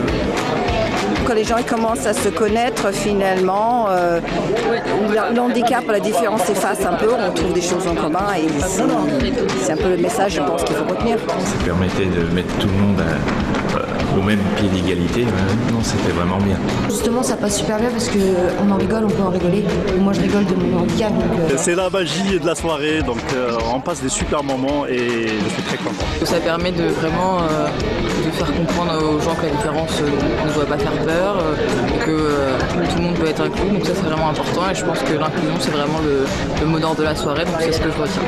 Passionnant, ça évoque beaucoup de choses, ça remue beaucoup de choses. Je pense qu'on a vibré, petits ou grands, ça a plu à mes enfants aussi. Donc ça permet de voir un peu les choses différemment par rapport au handicap, donc je pense que ça a dû faire réfléchir pas mal de gens. On a pleuré de rire, c'était super. Alors, on voit l'handicap d'une autre façon. Et mes enfants ont beaucoup apprécié aussi. Bonne ambiance, bon humour. J'ai trouvé que le court-métrage était exceptionnel. J'ai trouvé le film riche en émotions. Globalement, une réunion comme ça, ça fait du bien. Vraiment des gens extraordinaires et une belle leçon sur le regard des autres, très très très important. C'est dynamique, il y a de l'humour, il y a des sketchs, il y a des films, des courts-métrages. C'est vraiment super. Intéressant, très touchant, la sensibilisation, le film était chouette, l'humoriste parfait. Il est trop marrant, Christophe. Et j'ai bien aimé quand, je sais plus trop qui a dit ça, mais le but c'était que le handicap devienne invisible. Alors surtout pour une malvoyante, je trouve ça assez excellent, quoi. Ça permet à certains d'ouvrir les yeux sur des différences qui au final ne sont pas si différentes que ça. C'était vraiment intense. Très sympa parce qu'ils ont toujours cet humour à traiter du handicap avec subtilité. Je trouve que c'est hyper pertinent ce qu'a fait LADAPT là-dessus. C'est osé.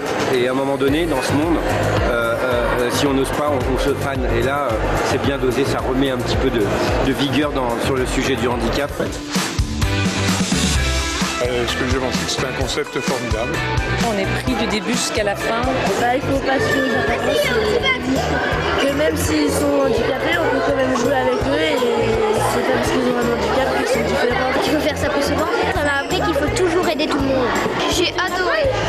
Moi, j'ai trouvé que c'était vraiment super bien et on a appris beaucoup de choses. Ça leur a démontré qu'on était capable de faire des trucs alors qu'ils ne le pensaient pas. Ça leur a démontré qu'on pouvait être autonome et j'ai trouvé ça bien.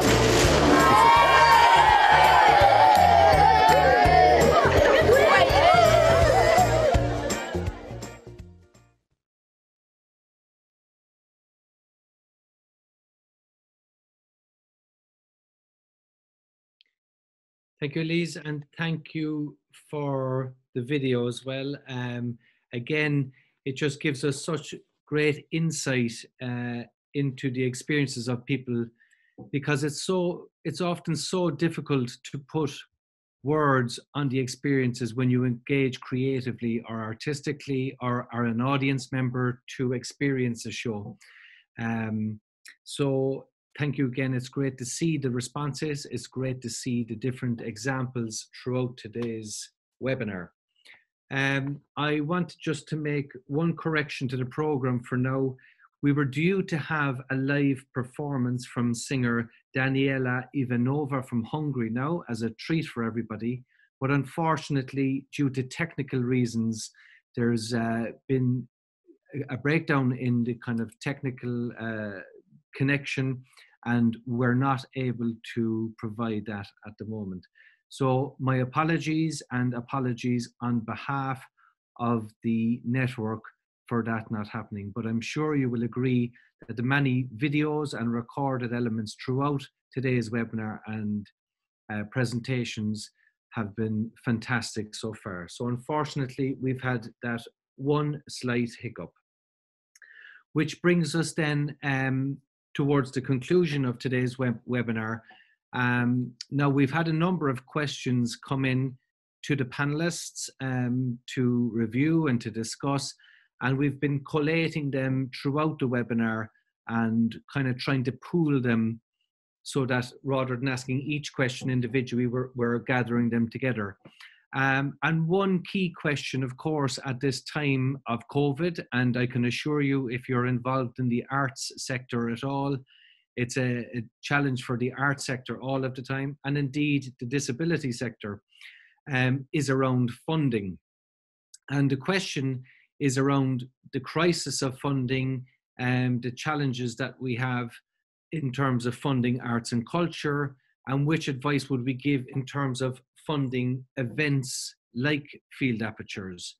The questions kind of have come in, and we have people asking questions about whether it's better to go for national funding opportunities, crowdfunding sources. Do you apply for Creative Europe, European funding, local grants, all the rest of it? So I'm going to field that question just in my response immediately. And I might then also go to Koen in a minute, if you're still there, Koen. And I'd be interested in also hearing from Dalibor in Bulgaria on this one. So from our point of view, when we're applying for funding, we are obviously beginning with the project idea. And the challenge, of course, is that you often don't get 100% of funding. So the organization that you work with is putting in a bit. Your local authority through its arts office might be contributing a bit. You might get some regional funding, national funding, and international funding. And what I have found is that over my years in looking for funding to create projects and to deliver projects, it's almost always been a partnership approach. We've never had one entire funder to deliver. So organizations like mine and Cope Foundation, it's difficult to release budgets for arts and culture. This is often the message that we receive, that there are other priorities in the organization, and arts and culture often isn't a priority within the disability sector in general.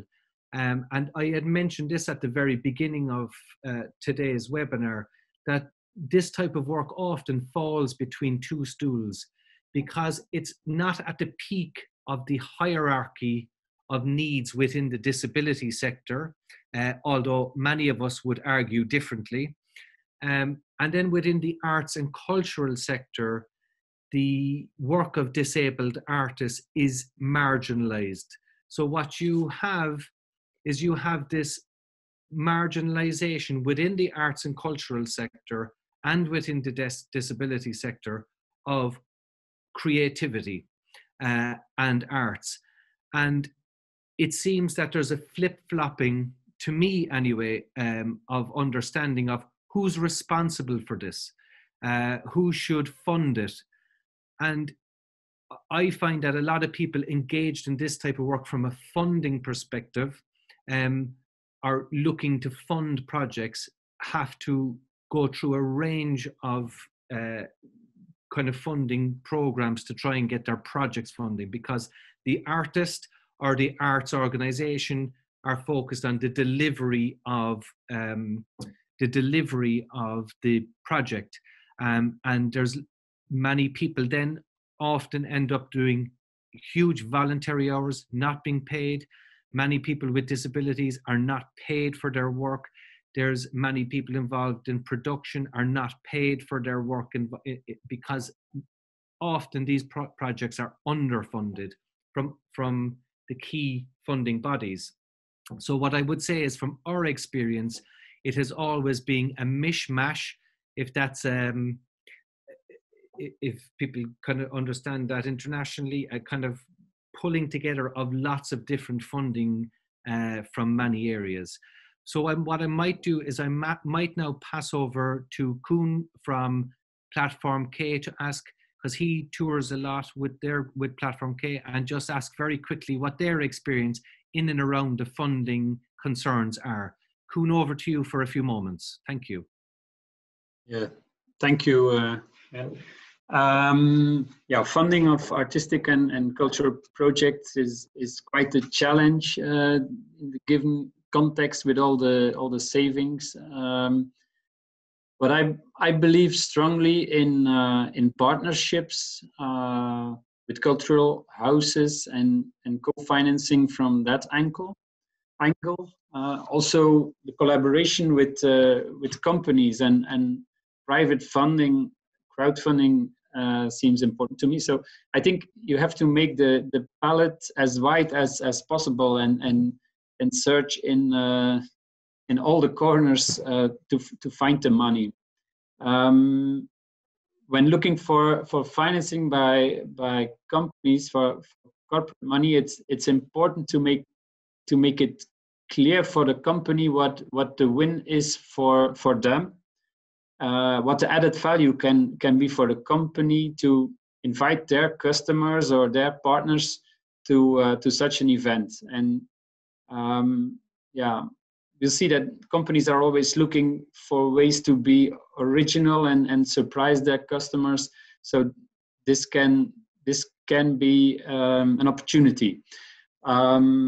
I think you make a good point there, Koen, in that many artists or arts organizations spend so much time influencing, encouraging, trying to give other people why this is so beneficial for them also. I think many people who apply for funding or are seeking funding get burned out from just searching for the money before a concert or a performance even takes place. Yeah, what I think that is very important, surely if you want to go in the direction of this corporate funding, is that the artistic quality is very high. So that we show the people a strong artistic product, and the fact that it is made together with people with disabilities is surely is not always the first the first interest for the companies, and yeah, that's most important for me. And what we show and all the context and the venue and everything that is around it, that it is really of high quality, so that we don't disappoint them, that we really bring it to that high level. Yeah. I also am aware that, say, with Creative Europe funding, that there's a significant percentage of that you need to balance out with generating income from ticket sales and other things like that for Creative Europe funding. And often organizations who work directly with people with disabilities, where arts is not the primary function, are very slow to take a risk with Creative Europe because they're not informed around ticket sales and kind of how to balance out stuff. So it's a risk for organizations who are not used to that. And I like the idea what you're talking about, that constant cooperation between the organizations who might directly work with people with disabilities, arts organizations and others, and that cooperative approach to finding solutions. Maybe Dalibor, I know you're working for a school of music in Bulgaria, in Varna. I'm not sure, are you involved in funding or if you're there, but if you are, we'd love to hear your opinion on that.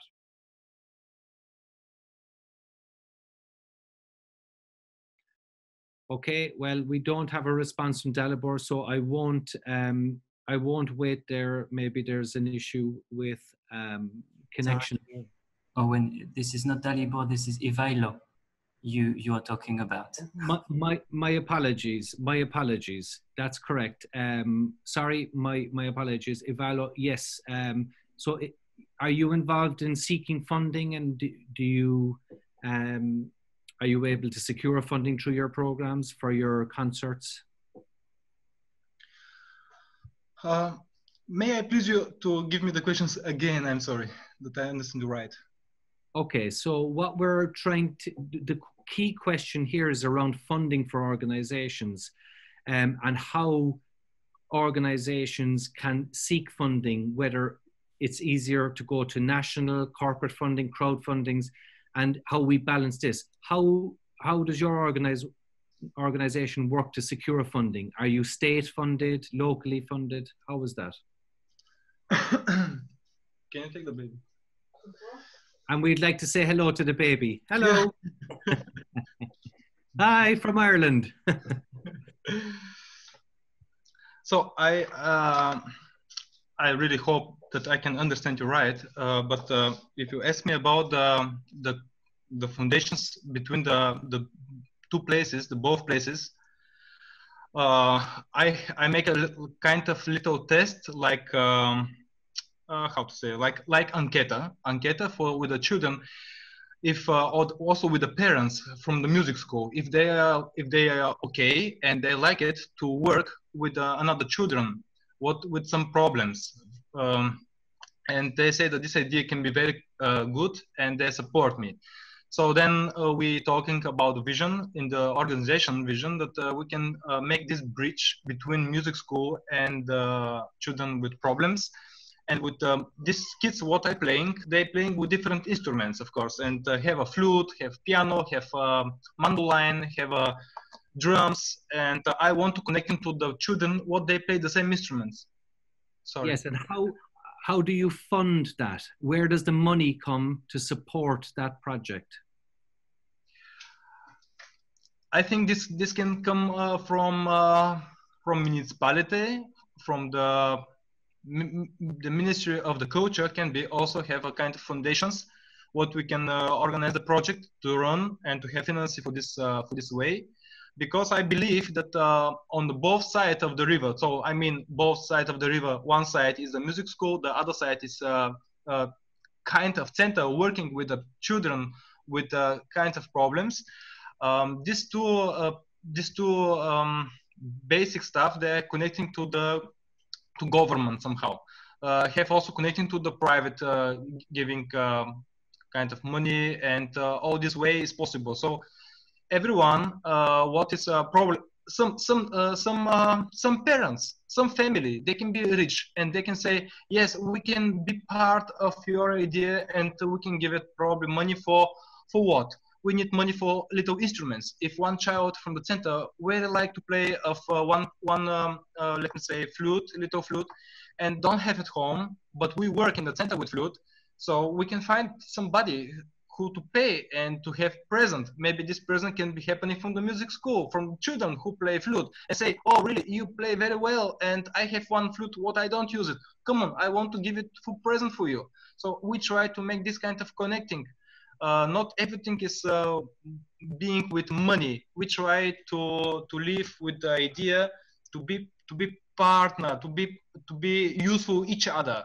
Yes. We are here because we are like this, and you are there because you are like this, and we're together connecting. So I think the idea of partnership comes back in again in some private funding. Thank you very much. So we have pooled another question again, just to move on to another, and I'll finish with this question, but this is a question really focuses on the importance of transnational work. So the question is around the contribution compared to what's the benefit of working transnationally across the European Union rather than just working nationally in your own country. So what I might do is I might go to Monica in Hungary quickly just to get an opinion there. And maybe after that, Analia in Bulgaria, please. Thank you very much. But thank you. What I can share that we really like to work in Erasmus Plus projects because it gives us a broader overview. So it's good to get some new ideas, meet new partners, build friendship, build partnerships. And in hand, at the moment, we have 5 Erasmus Plus projects, all in different topics. And we use these projects also to bring these ideas to Hungary and involve Hungarian professionals and also Hungarian persons with disabilities, of course, and also to develop ourselves. So our staff members are also learning a lot from these opportunities, and we are really happy to be involved, and we are planning that in the future as well. Thank you very much. And Analia in Bulgaria, if you're there, we'd love to have an opinion from you on the benefit as well of international work. Thank you. Thank you. Well, as the guys just taking part in the discussion now were mentioning, partnerships are key. So basically, to us, or at least in my point of view, the most important benefit is basically the chance to build a partnership. For example, this event right here, I mean, it would not have been possible unless it was this project, right? So it's the opportunity to establish connections all over Europe, to learn from each other, and to share practices and to replicate them. So to me, I think that's the greatest advantages of that. And thank you everyone once again for being here today. I think it's a really nice event. So well done, everyone. Thank you. Thank you, Analia. And I'll just, before we move on to our final 2 summaries, just to say that many of us working in the arts and cultural sector with diverse communities and also working in the disability sector find ourselves challenging the barriers that exist in society. Often our experiences are that things are siloed. There are vertical and horizontal lines for funding, for understanding, or boxing people. And what arts and culture does is it breaks down those barriers, and working transnationally does the same. It has the similar effect to be able to move ourselves out of our silos, out of our local understanding. It helps us to understand the diversity of culture, experiences, and creative talents across our European Union. And I would say one of the benefits for us is that each day we connect with new groups, learn from new models of practice, is a day that we in our locality, in our region, nationally benefit from learning from others outside of what we, if we only remained in our own local circle, would consider to be the best. As soon as you look out, suddenly you find, wow, there are similar projects, there's way better work going on that we thought, there's much more innovative kind of work. And sometimes we discover maybe we're leaders ourselves in a subject matter that we can share. So I think we benefit from working transnationally by sharing our experiences, and in effect, in the process, we are bridging the barriers that exist for the communities, for the diverse and often marginalized communities that we work for and with, and of course represent. And in doing that, these transnational projects are essential. And I, at this point, call on Erasmus+, Creative Europe, the Arts and Culture Directorate, the Education Directorate, to ensure that policies around disability inclusion are a focus for any new policies going forward and new strategies within the Union. So to wrap up our webinar today, I would like to invite now in our conclusions to invite first Mr. Thierry Jopek, who is the Senior Official for Disability and Inclusion with the Ministry of Culture in France. And we'll have one more short speaker after him. So you're very welcome, Thierry.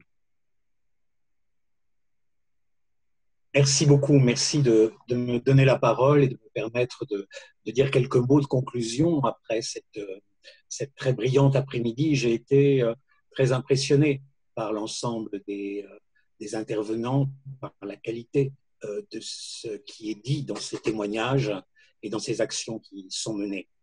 Ce qui est impressionnant aussi, c'est ce que vous venez de souligner, c'est que cette question de la construction par l'art, par la culture d'une société inclusive est une question qui est en partage entre nous tous, Européens, et probablement évidemment au-delà de l'Europe, mais là, notre propos est européen.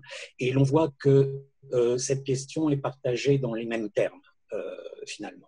Des réponses locales, des réponses nationales à travers différents dispositifs d'aide, de soutien, comme ceux qu'on a pu évoquer, que ce soit l'État, les collectivités territoriales, etc., suivant les dispositifs administratifs des États. Bien sûr, c'est à chacun de vivre une singularité. Mais l'on voit que l'esprit qui habite ces projets est un esprit collectivement partagé. Et ça me semble extrêmement important, car comme vous l'avez souligné il y a un instant, c'est ce partage qui nous permettra aussi d'avancer dans la construction d'une société inclusive. Avant de vous donner peut-être un ou deux points de considération, de réflexion que cet après-midi a pu m'inspirer, je voudrais faire un tout petit focus très court sur cette remarque. On a beaucoup parlé là de création, c'est-à-dire de personnes en situation de handicap et de personnes qui ne sont pas en situation de handicap et qui ensemble vont mener un projet de création artistique, que ce soit de la danse, que ce soit du théâtre, que ce soit de la musique. C'est évidemment essentiel et fondamental, et bien entendu l'ADAPT, que je remercie vraiment vivement à la fois de cet après-midi et de tout le travail qui a pu être accompli. Évidemment, c'est un point central, cette création. Mais il ne faut pas perdre de vue que tout créateur, qu'il soit en situation de handicap ou pas, est aussi un observateur du monde et qu'il se nourrit d'expériences qui sont celles d'être à un moment un spectateur, un observateur, un lecteur. Et que tout le monde n'a pas la chance d'être auprès de ce formidable conservatoire national de région, enfin rayonnement régional de Boulogne-Billancourt, pour lequel on a vu une magnifique vidéo du travail réalisé. on peut être dans des situations plus lointaines, isolées, dans un cadre rural. Et à ce moment, je crois, Monsieur Kavatz, la question de l'accessibilité numérique est absolument fondamentale. Et il est très important que nous travaillions aussi sur cet aspect. C'est-à-dire que nous ne sommes plus tout à fait dans la création, mais nous sommes dans la manière dont on va se nourrir, dont un artiste, en situation de handicap ou pas, mais là pour le coup en situation de handicap, c'est notre propos, va pouvoir se nourrir, alors que pour des raisons d'éloignement, pour des raisons de disponibilité, pour des raisons de santé, il ne va pas être le spectateur du concert, de la danse, du théâtre de manière régulière ou suffisamment fréquente. Or, on sait que la création a besoin de cette diversité, cette curiosité, et qu'il faut pouvoir se donner les moyens de l'offrir à chacun. Nous avons deux exemples, par exemple. Ce que je veux dire là, c'est, on a peu parlé de littérature, mais la littérature aussi est une création, et la littérature peut arriver aussi sous diverses formes sur un plateau à travers la musique.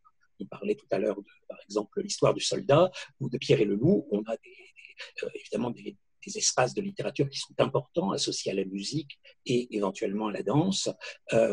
Donc la littérature est présente, elle est présente dans la construction de l'artiste, et l'édition adaptée, l'édition nativement adaptée, l'édition accessible, ce sont des points aussi très importants. De la même façon, en France, pendant cette période de confinement, nous avons mis une plateforme très importante au sens de son périmètre, qui s'est appelée Clôture chez nous. Clôture chez nous, c'est plusieurs centaines de propositions culturelles qui sont consultables en ligne. Alors, la culture ne peut pas se résumer, et l'approche d'un désir, d'un souhait de création ne peut pas se résumer à l'accessibilité numérique. Mais l'accessibilité numérique est quand même, évidemment, un point extrêmement important. Voilà, je voulais juste l'évoquer parce que ça n'avait pas été, c'est tout à fait normal, au centre des sujets, mais c'est aussi un outil, un pilier extrêmement important qui permet à des jeunes et des moins jeunes en situation de handicap voilà, de former leur sensibilité, et puis aussi de créer le désir, le souhait, la force d'aller eux aussi vers la création. J'ai été très touché par les images de votre séquence d'intermèdes, culture et handicap, par les images, mais surtout par les propos, par la force des propos qui étaient tenus. De la même façon, dans la vidéo d'ouverture de chant, c'était de la même nature de propos qui étaient tenus à la fois par des personnes en situation de handicap et par des personnes qui ne l'étaient pas. Cette même revendication d'une liberté d'esprit, d'une liberté de création, comme fondement absolu de ce qu'est la volonté ensuite de créer, la volonté de s'inscrire dans un espace inclusif, parce qu'il faut aussi, bien sûr, que tous nos dispositifs accueillent la personne en situation de handicap.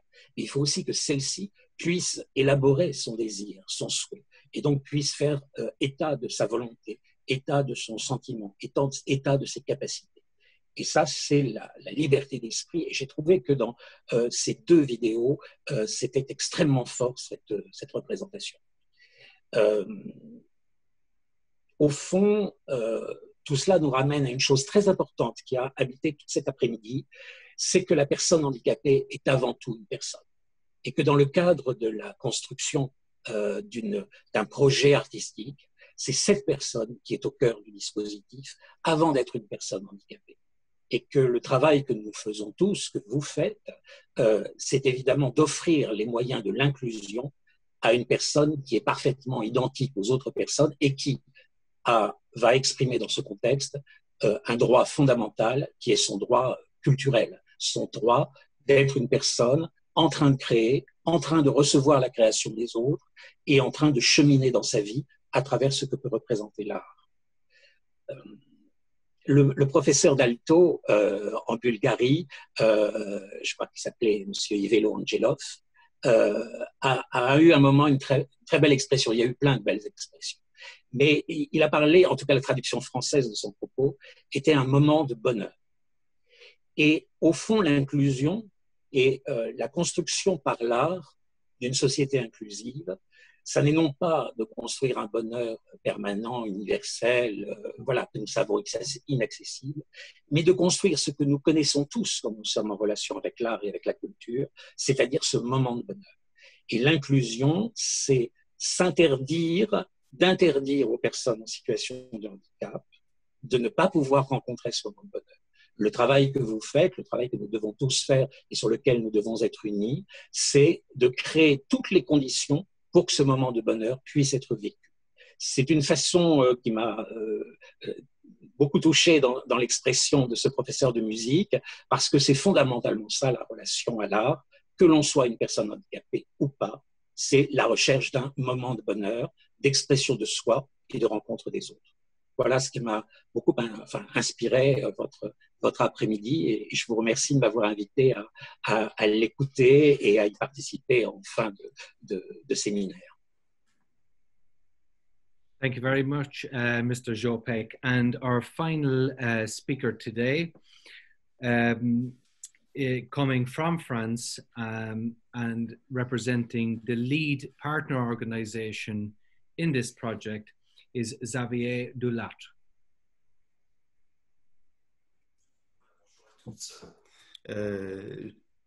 Oui, bonjour. Vous m'entendez? Vous m'entendez ou non? Oui. Bon, très bien. Je voudrais d'abord vous remercier tous pour vos interventions. Peut-être vous remercier, Monsieur Nash, en tant que modérateur, d'avoir assumé cette délicate tâche de réguler, de relancer et d'animer, parce que c'est important dans ce genre d'échange. Donc, merci à vous. Merci à nouveau à tous les membres du consortium. Emmanuel Constant les a cités en début de session. Et puis aussi à toutes les parties prenantes, que ce soit les associations, les artistes, les troupes qui se sont mobilisés. Voilà, c'est un beau moment qu'on a pu vivre ensemble depuis pas mal de mois déjà ou d'années, et puis qui a une forme d'aboutissement aujourd'hui. Moi, peut-être dans cette matinée, je voudrais reprendre quelques petits points cet après-midi, qui m'ont marqué. Je rejoindrai Monsieur Jopek sur le micro-trottoir sur culture et handicap. Il y a eu beaucoup de verbatims qui ont été donnés. J'ai commencé à les écrire, puis après, il y en avait plein qui étaient avec une grosse richesse. Et je me suis dit finalement, ça pourrait être résumé par l'envie de révéler son potentiel. Ce que les différents intervenants ont exprimé, pour moi, c'est ça. Et à partir du moment où on est en capacité de révéler son potentiel, eh bien, le champ des possibles s'ouvre. Et le champ des possibles s'ouvre, je trouve que c'est assez bien ce que tous nos intervenants ont pu dire. Merci à Sydney d'avoir parlé, par exemple, des pratiques prometteuses. Je trouve que le mot est beau. Et pratiques prometteuses qui sont prometteuses si elles s'insèrent dans un environnement intégré, donc un environnement ouvert. Et je pense que c'est justement ce qui donne du sens aux différentes présentations qui ont pu être faites. Je pense au site internet avec Rebecca et Dalibor, qui a justement cet intérêt de mélanger formateurs, enseignants, étudiants en situation de handicap, tout ce qu'on a pu vivre sur scène avec la clé de phare avec les musiciens et les comédiens ou les danseurs en situation de handicap, qui sont aussi des beaux exemples de pratiques prometteuses, je trouve. Amélia qui nous a parlé des 16 pratiques d'intégration dans l'art et la culture, cette pédagogie d'enseignement par l'art qu'on a pu avoir à Sofia ou ce mailing art en exemple. Tout ça ne marche que parce qu'il y a effectivement un mix, un mélange et une vraie ouverture et un vrai intérêt les uns pour les autres.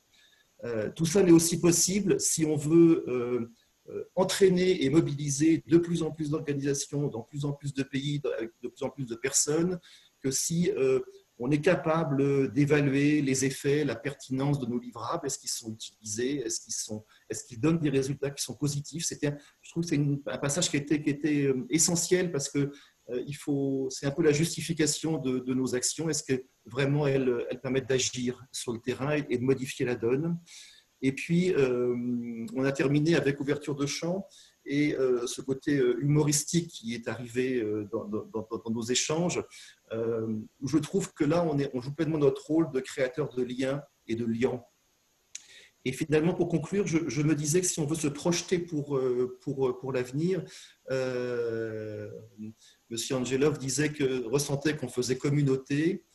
Et je pense que si la communauté, c'est de créer du lien et du liant, si c'est de créer des environnements intégrés avec pour objectif de rendre les personnes en situation de handicap acteurs de leur vie, capables de poser des choix, et finalement, je vous rejoins, monsieur Jopek, de trouver leur chemin de bonheur, comme nous sommes tous appelés à cela, et ben, je trouve que ce serait un beau chemin à continuer ensemble. Donc, à nouveau, un grand merci pour ce temps.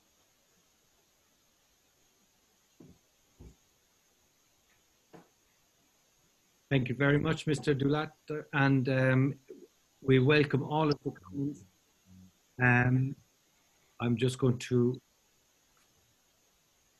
turn off my captioning here for a second. So.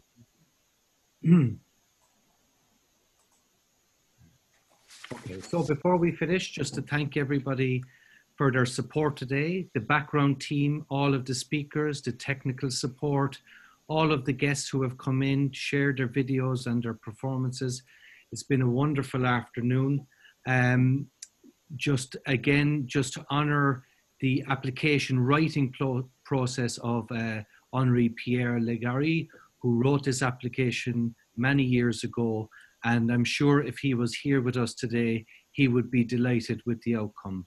So in summary, I just want to acknowledge all of the work that has gone in from 2017 till the closing event here today.